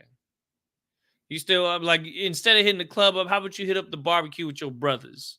You know what I'm saying? If you want to build some brotherhood, if you want to enjoy yourself knowing that these scriptures are true, and comfort yourself knowing that this brotherhood is strong and is a weapon against darkness in these times, because that's what we're all going to need. And don't try to reach out for it before it's too late. You're supposed to be putting oil in your lamp. And coming to these classes and getting these scriptures is you putting oil in your lamp, so that fire does not go out. In the day of darkness, you're going to have light to guide you through that darkness. All right. Like I said, drop that. Let me get Ezekiel chapter 38 verse 2 real quick. Just real quick. Verse 2? Yeah, Ezekiel 38 and 2. Of course, this is right here of the pinnacle scripture when you're talking about the Russian involvement in the end war. Prophecy in the Bible talks about these things. Okay, now what nation in the Bible does Russia tie into? We're gonna find out. Go ahead and start at verse. Yeah, go ahead and start at verse 1. Ezekiel chapter 38, verse 1. Mm-hmm. And the word of the Lord came unto me, saying. Go ahead, verse 2. Verse 2. Son of man, set thy face against God. Set thy face against who? God. Uh-huh. Read on. The land of Magog. The land of Magog, meaning of Gog. Of Gog. That's what that means. And Russia is that land. And Ukraine is of Russia. And a lot of those other countries that have weird pronunciations, like Uzbekistan and, the most stand countries where they look like Russians, those are people of Russia that are part of them. It says, son of man, set thy face against them. You good, sir? Yeah, good. It says, read on. Go ahead. the chief prince of Mashus and Tubal, Tabal, and prophecies against him. All right, read on, verse 3. Verse 3, and say, thus said the Lord God, behold, I am against thee, O Gog. He said, thus said the Lord God, I am against thee, O Gog. Read that again. Thus said the Lord God, behold, I am against thee, O Gog. I thought the Most High wasn't against nobody. I thought the Most High was for everybody. But he just said that he's against God. That was upstairs, I think. He just said that he's against God. That's damn true, man. Because see, the thing is, like, people don't read the Bible, first of all, so they don't know what kind of God this book is talking about. Right. And the God of the Bible is the God of war, right? Right. Exodus says that. Right. Is that 15:3? Yeah. Exodus says, for I am the Lord, I am a man of war, the Lord is my name. And he also says, I am against thee, O Gog, and and the chief prince of Meshech and Tubal. Go ahead. That's why your shirt that you're wearing is so important. On the back it says, you read the Bible, we live it. That's right. You know what I mean? And that's what the world needs to understand, that if you want to understand this Bible, you come to the priests and the prophets of the Most High, man. There's no other place to go. What they need to understand is they got to stop being prideful and haughty and lofty, just like these other nations out here are being, that we've been reading about today. And they got to lock into this truth, because this is the only place you're going to get breakdowns like this. Them other groups out there, they're not going to do this. They're watching right now so they can take notes, so they can try to replicate it for their classes. But the Most High is not working with that way. The Most High needs authorized teachers that can on the fly do this truth, to see the things that are happening and be like, oh, that's Ezekiel 38:3 happening right there. Right. That's Revelation chapter 9 right there. Oh, that's Psalm chapter 83 right there. You see what I'm saying? You start to look at the world through a biblical lens, and you're going to be more powerful than Denzel Washington in the book of Eli. It's like, oh, go ahead, sir. That's why we always say that we get the I.S.U.P.K give the breakdowns, and everybody else tries to copy, tune in the class, write them down, and go do broke downs. Broke down. Real talk. They go do broke downs. You feel me? We give the breakdowns, they go do broke downs. Which general said that? Because I feel like I heard that before. Officer One Y'all. Oh, that was. Officer 5 Stacks and 1 Y'all. Big up to Officer One. Matter of fact, big up to all the brothers that graduated Hebrew Academy. You know what I'm talking about? Give them a hand. Hey, you know what I'm saying? Hey, because those men are men of war, just like the Most High is, right?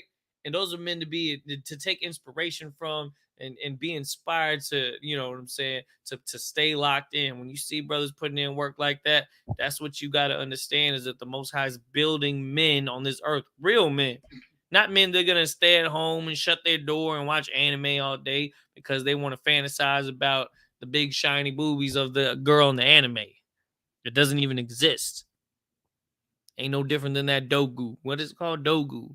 Them Ammonites was going crazy over them little figurines with the exaggerated body shapes. You know what I'm saying? The Babylonians, exaggerated body shapes. The Egyptians, the exaggerated body shapes. And they're no different than the chematology people today of the conscious community, fiending over them body shapes.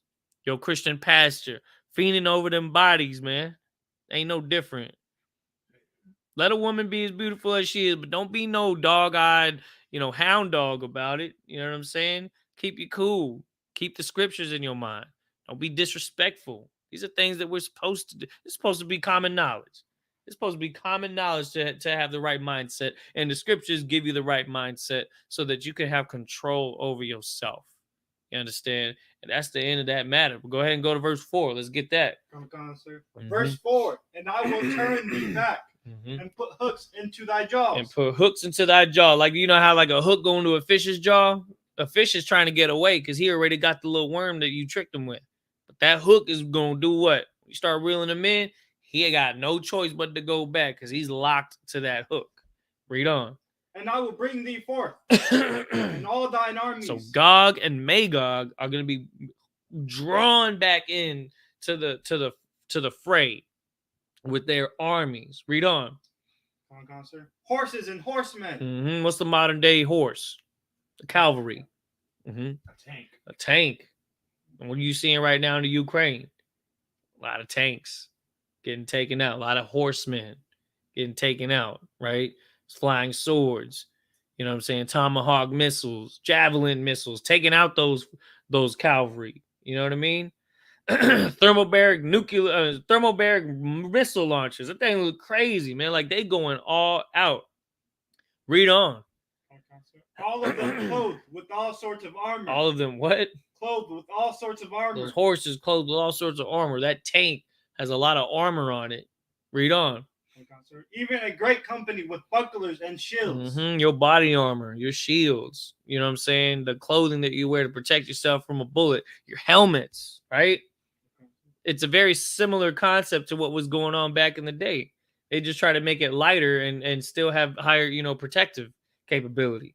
Back in the day, it was what? It was the Roman gladiators, right? It was the armbands that protected your skin from the slice of the sword. It was the shoulder pads that kept your body on, protected. Your knee pads. Nowadays, what is it? It's the body armor. You know what I'm saying? It's the Kevlar clothes. Some things that they're wearing. Those bucklers and shields. And then what? Of course, the last part. Read that. All of them handling swords. And we talked about them swords and them flying swords, from the pistols to the SK, you know what I'm talking about, to the AK-12, the AK-74. Like they've been upgrading them over the years to get ready for these woes, because you're starting to see that warfare is not just urban warfare. You see in Ukraine, that's country warfare right there. You got to hit a target 300 yards out. You need an accurate weapon. So the weapons that they're bringing to the forefront, those swords that they use to take each other out, to go through that armor and go through those bucklers and shields, those have been upgraded as well. You see what I'm saying? And Russia has been drawn back into it because, like what we said earlier, and what we saw on the video that we broke down, is that the Baltic states of NATO that have been setting up missile defense systems near Russia, and the Ukraine threatening to do the same thing to fight to get back Crimea and to fight to take over the region of Donbass. Russia was not with that. So they had no choice but to be drawn back into the fight. It was like as if they were hooked in, because they had no choice but to fight. And what did Putin say? He says, if the fight is inevitable, that you need to strike first. And what did Russia do? They struck first. And what's going to continue to happen? They're going to continue to find reasons to keep striking first, lest Britain gets the jump on them, lest the Baltic states get the jump on them, lest America gets a chance to jump on them. And that's why you have soldiers being built up all throughout the borders of Russia and Poland. You know what I'm talking about? Is it Bulgaria or whatever? That's an ally of Russia, I believe. The ones to the north of the Ukraine, I believe. You know what I'm saying? You had all that, the buildup of quote unquote drills that they are running now. Before you know it, all of them moving in to fight each other. And these scriptures is visual. The scriptures is cinematic. The Most High is putting on a show, and he's giving you the script to the show so that you have a chance to see what the show is going to be like. You know what I mean? And he's doing a great job. He's a great director, isn't he not? He's better than Steven Spielberg. He's better than Neil Blomkamp. You know what I'm talking about? He's better than Peter Jackson. What's some of the cinematic masters out there? Zack Snyder. You know what I mean? Michael Bay.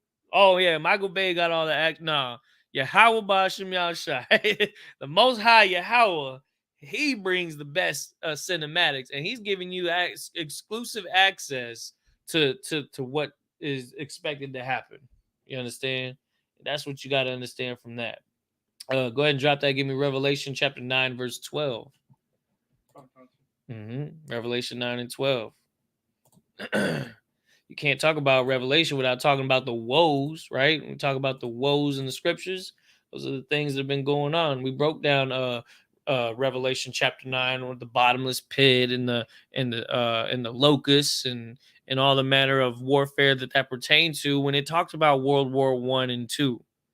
Those are classes that you definitely want to brushed up on. If you want to check our archives, look for those classes because we break down everything up until this point in this chapter. But we want to talk about this right here because this is what's going on today. We just talked about in the video, they were talking about nuking each other. That's a biblical prophecy, yo. Go ahead and read verse 12. Get that.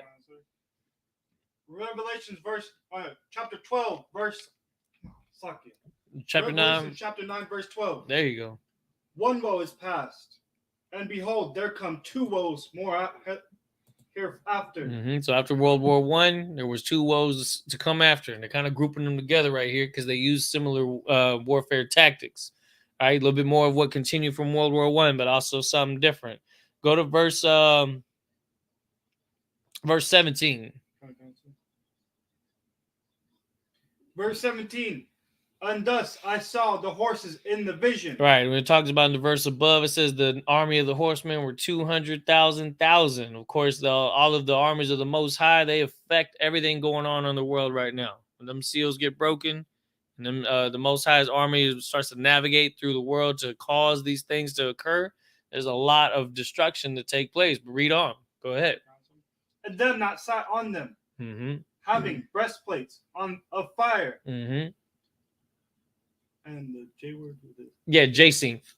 And Jacinth. And brimstone. And the heads of the horses were as the heads of lions. And out of their mouths issued fire and smoke and brimstone. That's right. So you're looking at the vision of these things having breastplates of fire and jacinth and brimstone. Okay. Read verse 18. Verse 18. By these there was the third part of men killed by the fire and by the smoke and by the brimstone. And of the brimstone. You ever heard that term, fire and brimstone? This is the scripture it's talking about right here.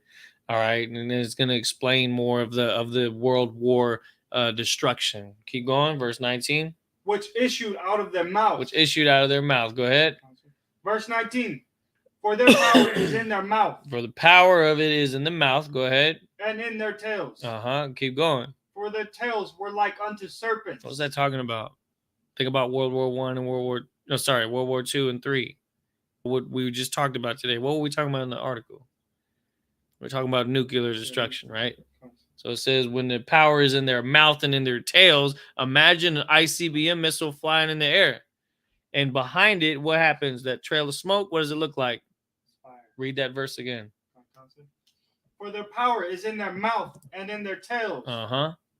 For their tails were like unto serpents. So their tails were like unto serpents. So you look at this flying in the air, it looks like a serpent because it's leaving the trail of smoke as it's flying and navigating through the air, right?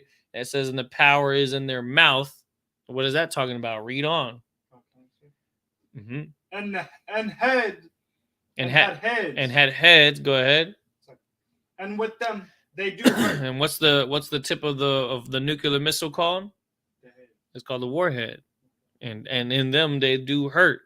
We just talked about in that video that little submarine had a missile with 100 megatons of nuclear capability.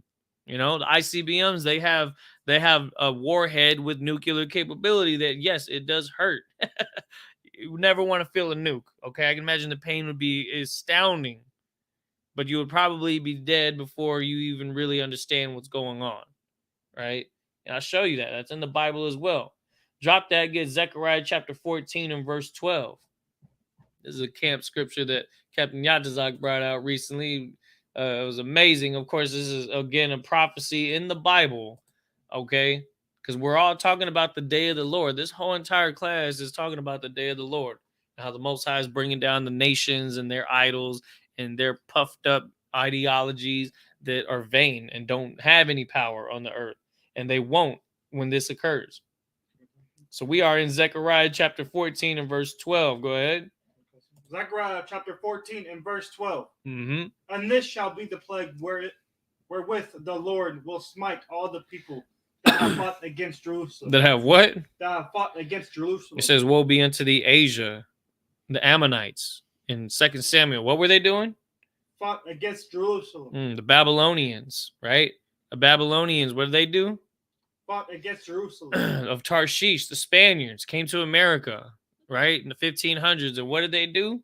Fought against Jerusalem. The Romans went into Judah in 70 AD under Titus's rule or leadership. What did they do? Fought against Jerusalem. And this plague that will smite all the people that have fought against Jerusalem, this warhead that hurts, that flies through the air, it has a trail of smoke that looks like a serpent.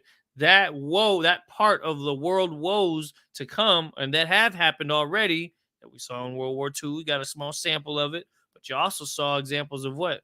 Bombs being dropped, the fire and the brimstone. You saw entire cities get leveled. That's no different than what you see today happening in the Ukraine. And then one notch higher than that is what? The thermonuclear warfare that we're talking about in these articles that have been coming out this week.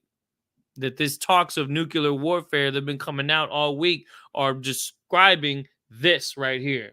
Read on. Their flesh shall consume away while they stand upon their feet. So what does a nuclear missile do? Read that again. Their flesh shall consume away while they stand upon their feet. Wow. That's what a nuke does. And what else does it do? Read on. And their eyes shall consume away in their holes.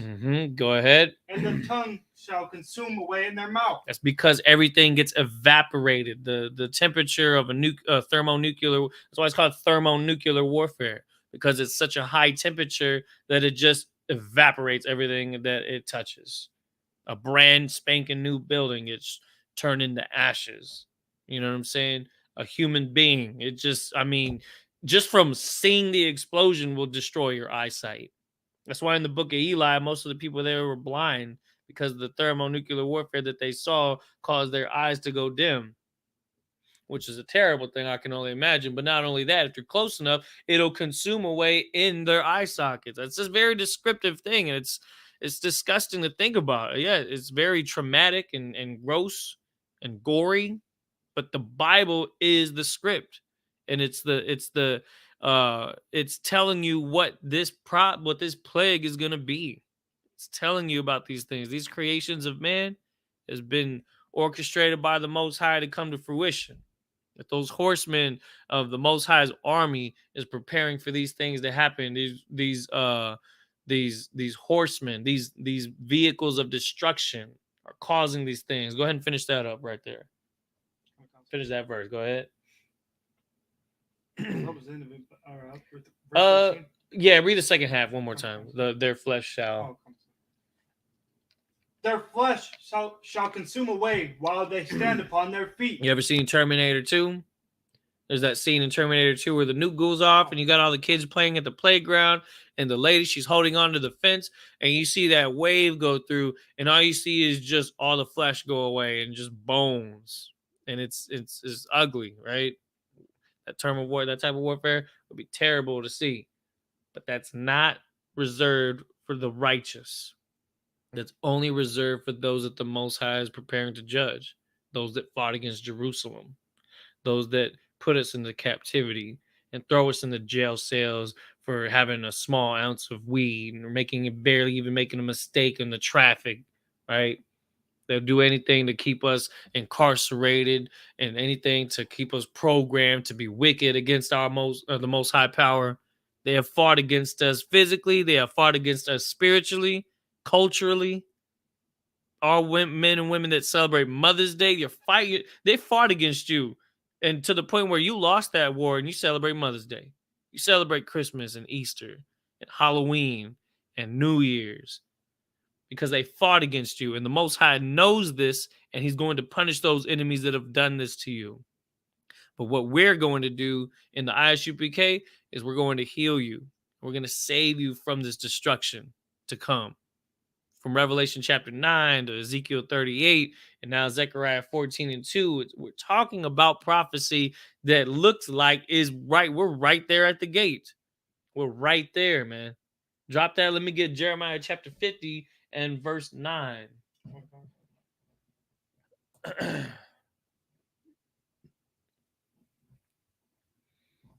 Jeremiah, where you at, Jeremiah? 50 and 9.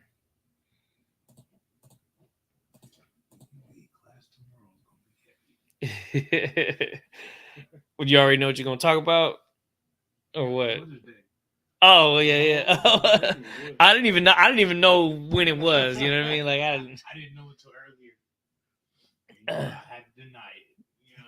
You know, on sign Christ. Go ahead. We got Jeremiah 50:9. Go ahead. Jeremiah 50, chapter 50, and verse 9. Mm-hmm.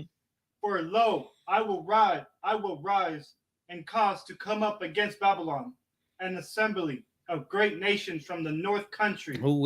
Assembly of nations from the north country. Go ahead. And they shall set themselves in array against her. You know what that means? To say in array means surrounding her, surrounding Babylon. Because it's just like how Russia's surrounded by Britain and all of them. Guess what? Russia's a big country. They're surrounding them too. You know what I mean? They're close to the United States too. I don't know if you realize that Russia's a large country. They're a northern country as well. But there's a lot of countries that are now with the capability of that plague. Go ahead. From thence she shall be taken. From thence she shall be taken. Go ahead. Their arrows shall be as of mighty experts men. Read that again. Their arrows shall be as of mighty expert men. So what's a modern day arrow then? We just talked about it. I'll give you a hint. You ever seen an ICBM missile set up on a truck where it has the truck and then it's lit? That's artillery, right? That's what that means. And artillery in ancient warfare was arrows where you would just have a whole bunch of soldiers pointing the arrow up diagonally and they would let it fly and you would see a whole wave of arrows just carpet bomb the enemy, encampment. Just like on a 300, you know how they had to set up the phalanx? Everybody put their shields up together to block all those arrows coming in. Well, the modern day equivalent of that from a mighty expert man is an ICBM missile, is an artillery bomb. Those things, because it has the same trajectory as an arrow, right? And it says what? None shall what? None shall return in vain. That's how you know it doesn't come back, because it's a one-way trip, and at the head it does hurt, and at the tail it looks like a serpent, and it flies like an arrow. It even looks like an arrow. It's just a bigger arrow with a nuclear warhead in it, or a payload of some type in it to cause a mass destruction, right? Jump to verse is it 14? Go ahead and go to verse 14. Mm-hmm. Verse 14. Put yourselves in array against Babylon, round about. And all ye that bend the bow. All y'all that got nuclear weapons, go ahead. Shoot at her. Spare no arrows. Dang, you talking about that's a lot of nukes. That's thousands of nukes. Read. For she hath sinned against the Lord. That's self-explanatory. Just a couple scriptures left. Yeah, go to verse 22.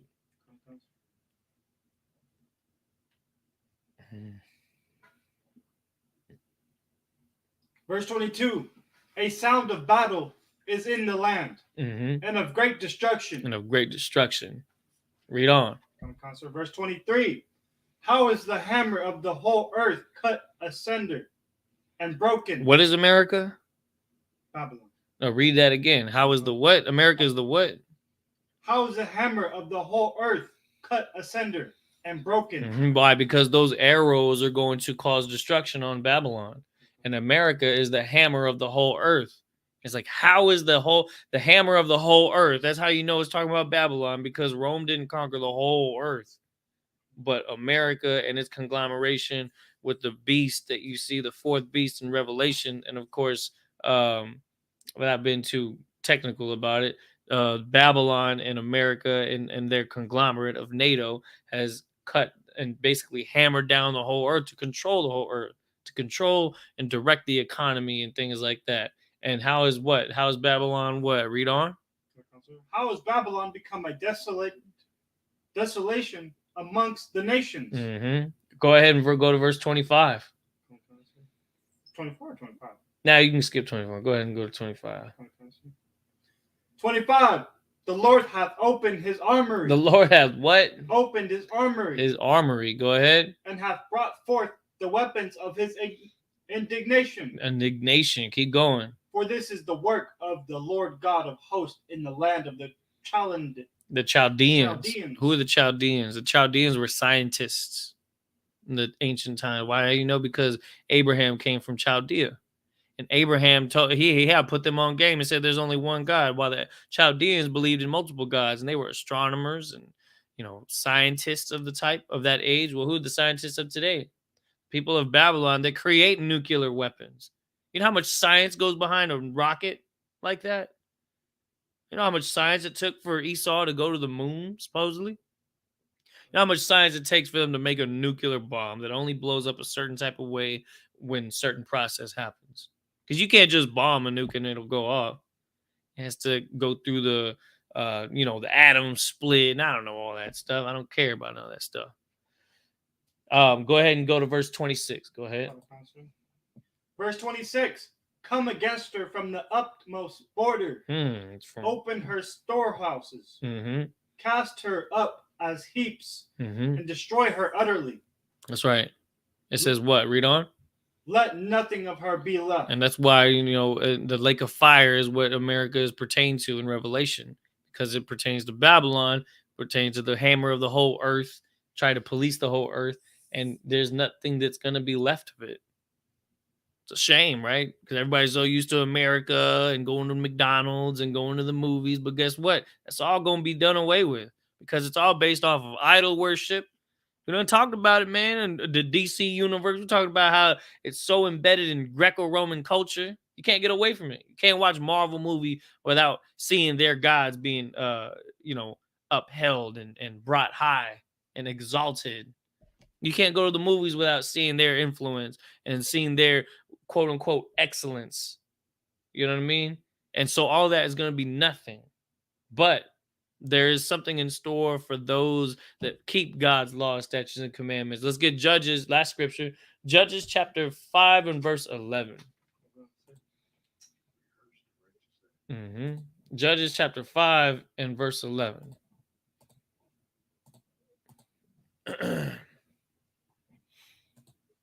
Yeah, this is one of the most litest scriptures. This you got to make sure to memorize this scripture. This scripture right here. Whenever you have doubt in your mind, whenever you had a hard day at work, whenever you know what I'm saying? Like, if you have any kind of struggle, of course, you want to, of course, seek counsel. But this scripture here, remember this scripture here. Judges chapter 5, verse 11. Go ahead. Judges chapter 5 and verse 11. They that are delivered from the noise of archers. Wait, hold on. Wait. I thought arrows don't make noise. But you know what does make noise? A nuke. A missile, a loud nuke. It's noisy, right? Read on. Verse 11.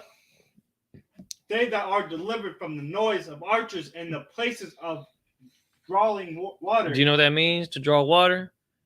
Back in Egypt, when our people were slaves in Egypt, they were told to go fetch the water, right? So the women would have a jar on their head, and they would go to the lake and they would fill it up with water, and they usually carried it on their head because they could kind of balance it on their spine to keep it's easier for them to carry. And they drew water. What was it saying? In the places of drawing water, meaning the places where our people are in captivity, because we're in captivity here in America, which is a modern day Babylon, a modern day Egypt, where we have to fetch resources for our enemies. We're drawing water when you got to clock in at work. We're drawing water when you got to go weld for another company that makes billions of dollars. I have to draw water when I'm on a computer talking to people trying to help them fix their cable equipment. I'm drawing water when I'm driving a truck across the whole state just to drop it off at another place. That's the same thing as drawing water from the river, from Egypt. So they that are delivered from the noise of the archers and the places of drawing water, go ahead. There shall they rehearse. There it says acts. Where? There, meaning there in their slavery, there in their captivity shall they what?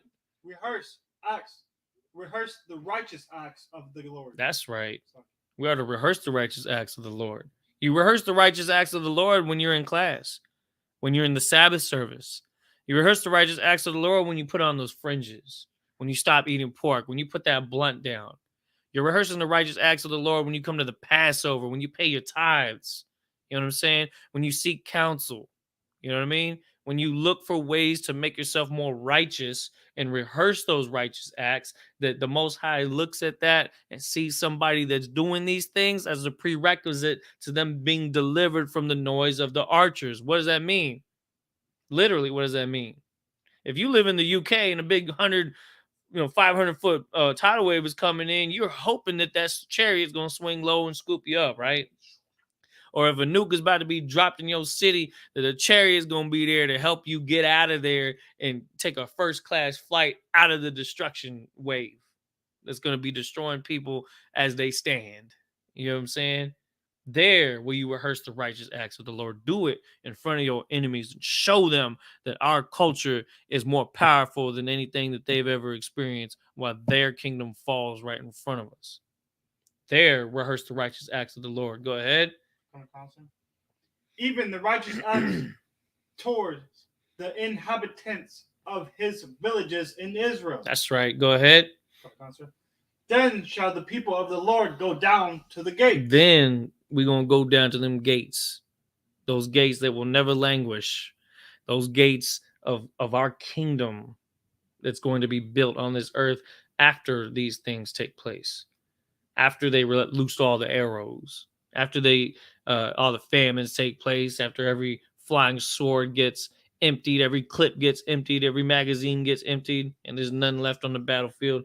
Then we'll go down to the gates. And we'll build our kingdom up in righteousness. No more will be slaves drawing water for our enemies. No more will be, celebrating the idols of the heathens. Those are the things of the past. The time for diplomacy has passed, and our enemies are ready to fight each other. But we need to continue to strive to reach out more to the Most High. So with that, we are I.S.U.P.K, started at 1 West, 125th Street, Harlem, New York, under Commanding General Hana. Here to teach the truth of the Bible. Blacks, Hispanics, and Native American Indians are the real Israelites of the Bible. With that, we'll pass the class over to young man Kendall for the security announcements.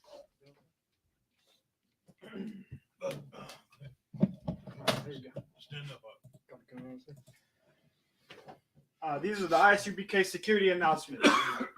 We are the I.S.U.P.K, started out on 1 West, 125th Street, Harlem, New York.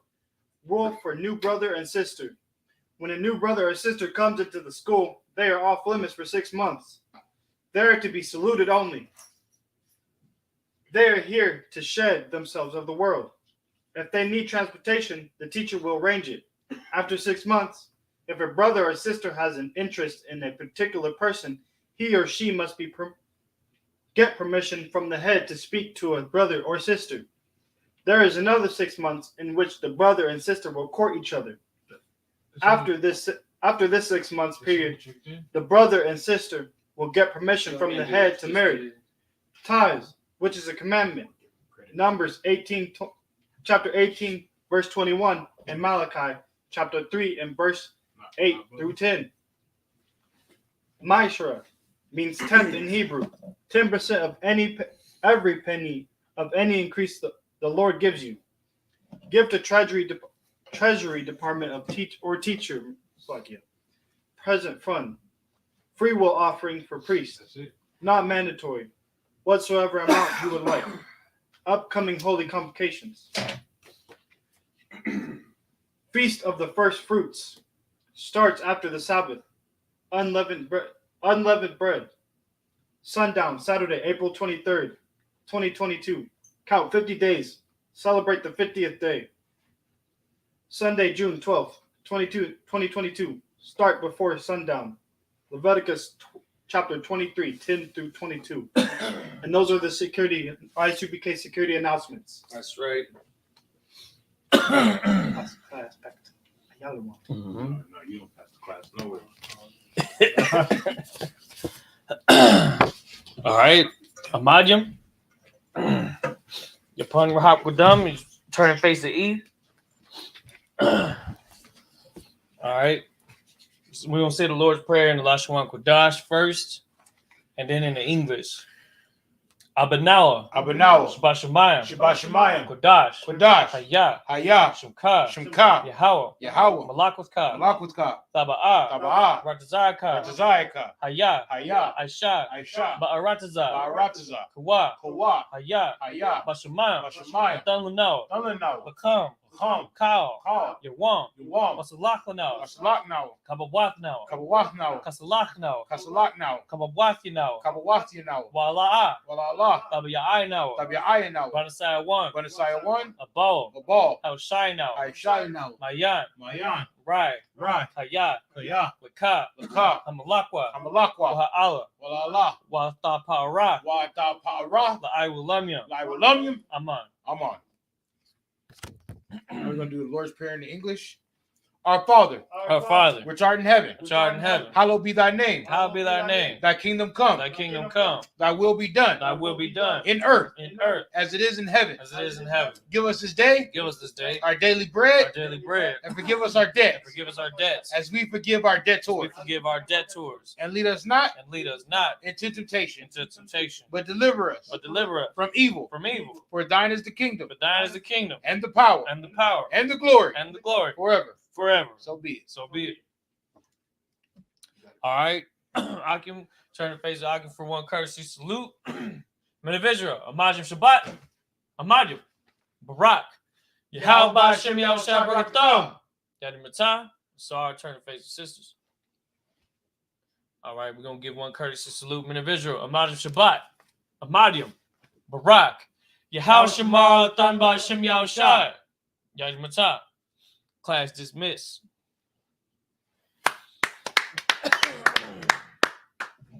We gotta need more space back here.